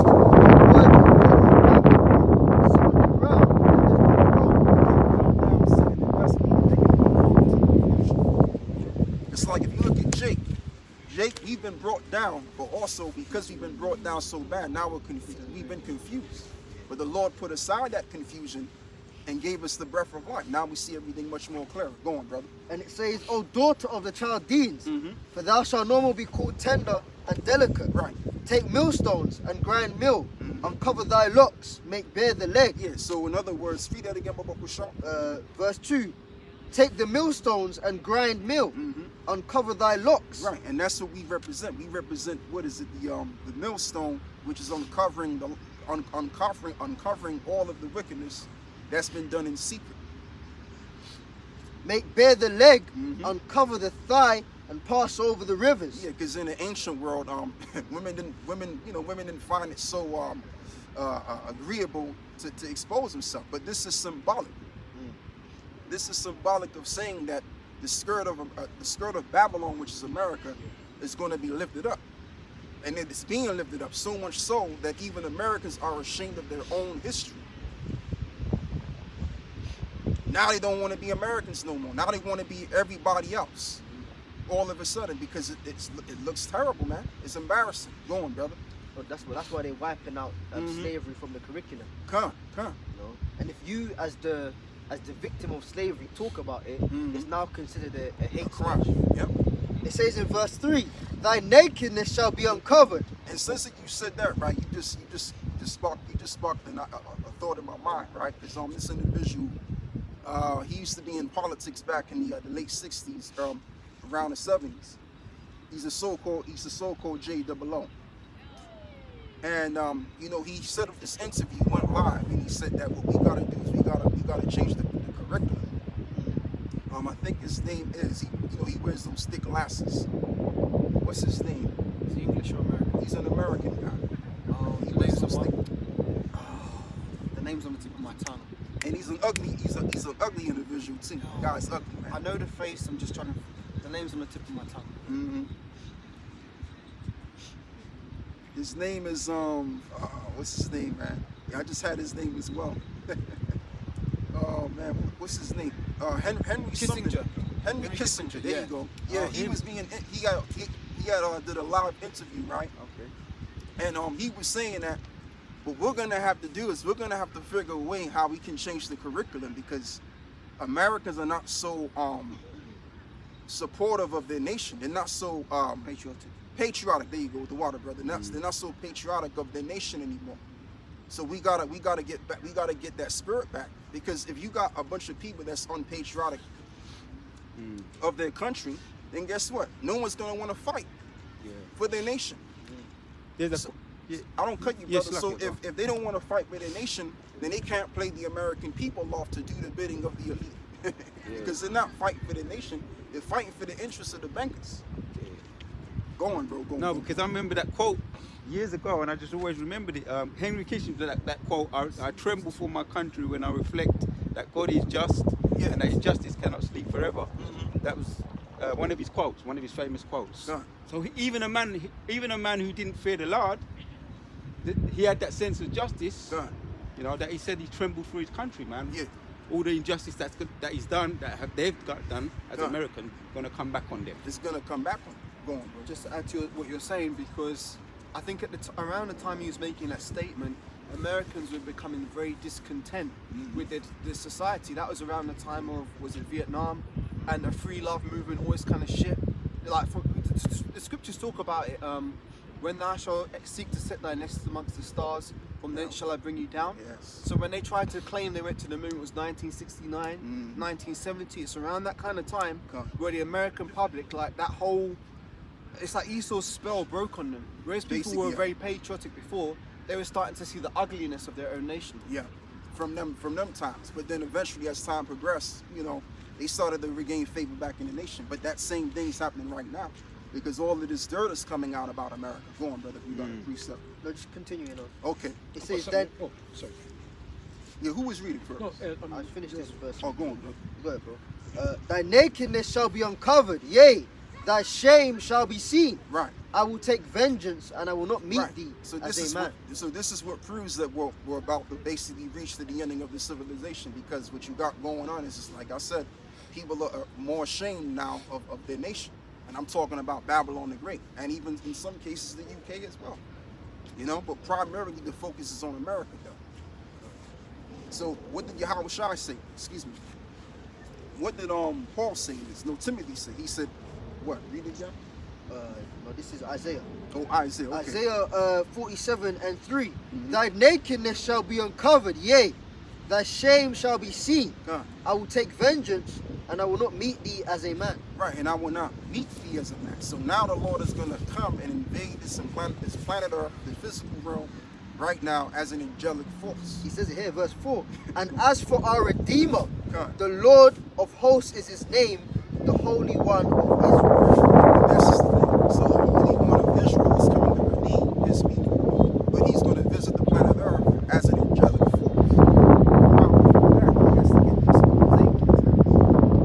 Once that's all said and done, then it's over now. And that's why these devils, they're trying to do everything they can do to get away from the coming destruction, or let's just even better say it this way, the incoming of the Messiah, because they know something's going to give. They know that the wrongs that they've committed on this planet Earth is going to give, right? If you can, Bubba Kushar, brother, give me Isaiah 24.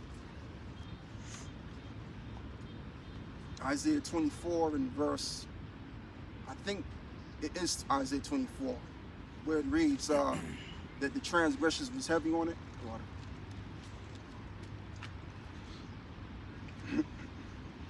Isaiah 24 verse 1. Oh, it's 1. I don't know, I'm just reading it. Behold, Yahweh maketh the earth empty, and maketh it waste, and turneth it upside down, and scatter the people abroad, scatter abroad the inhabitants thereof. How does it go roughly? Do you want that one or something? I mean, that's a good scripture. That's a good scripture. Because that's what the Lord is going to do. The Lord is going to turn this planet Earth upside down. This is upside down. Yeah, let me see, because you don't have your phone on you. No, I've got the. It's not.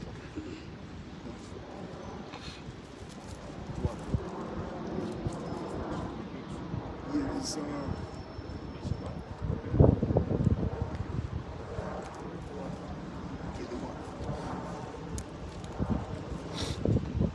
It's 24. 24 verse 3. The land shall be utterly emptied and utterly spoiled, for Yahweh hath spoken his word. Yeah, I The think, earth mourneth and fade away. yeah, I think it's somewhere around there. Yeah. Hold on, wait there. Go up a couple of verses. It should read that. It should say that the transgressions were heavy upon it. Yep. Let me read. I think it might get into it.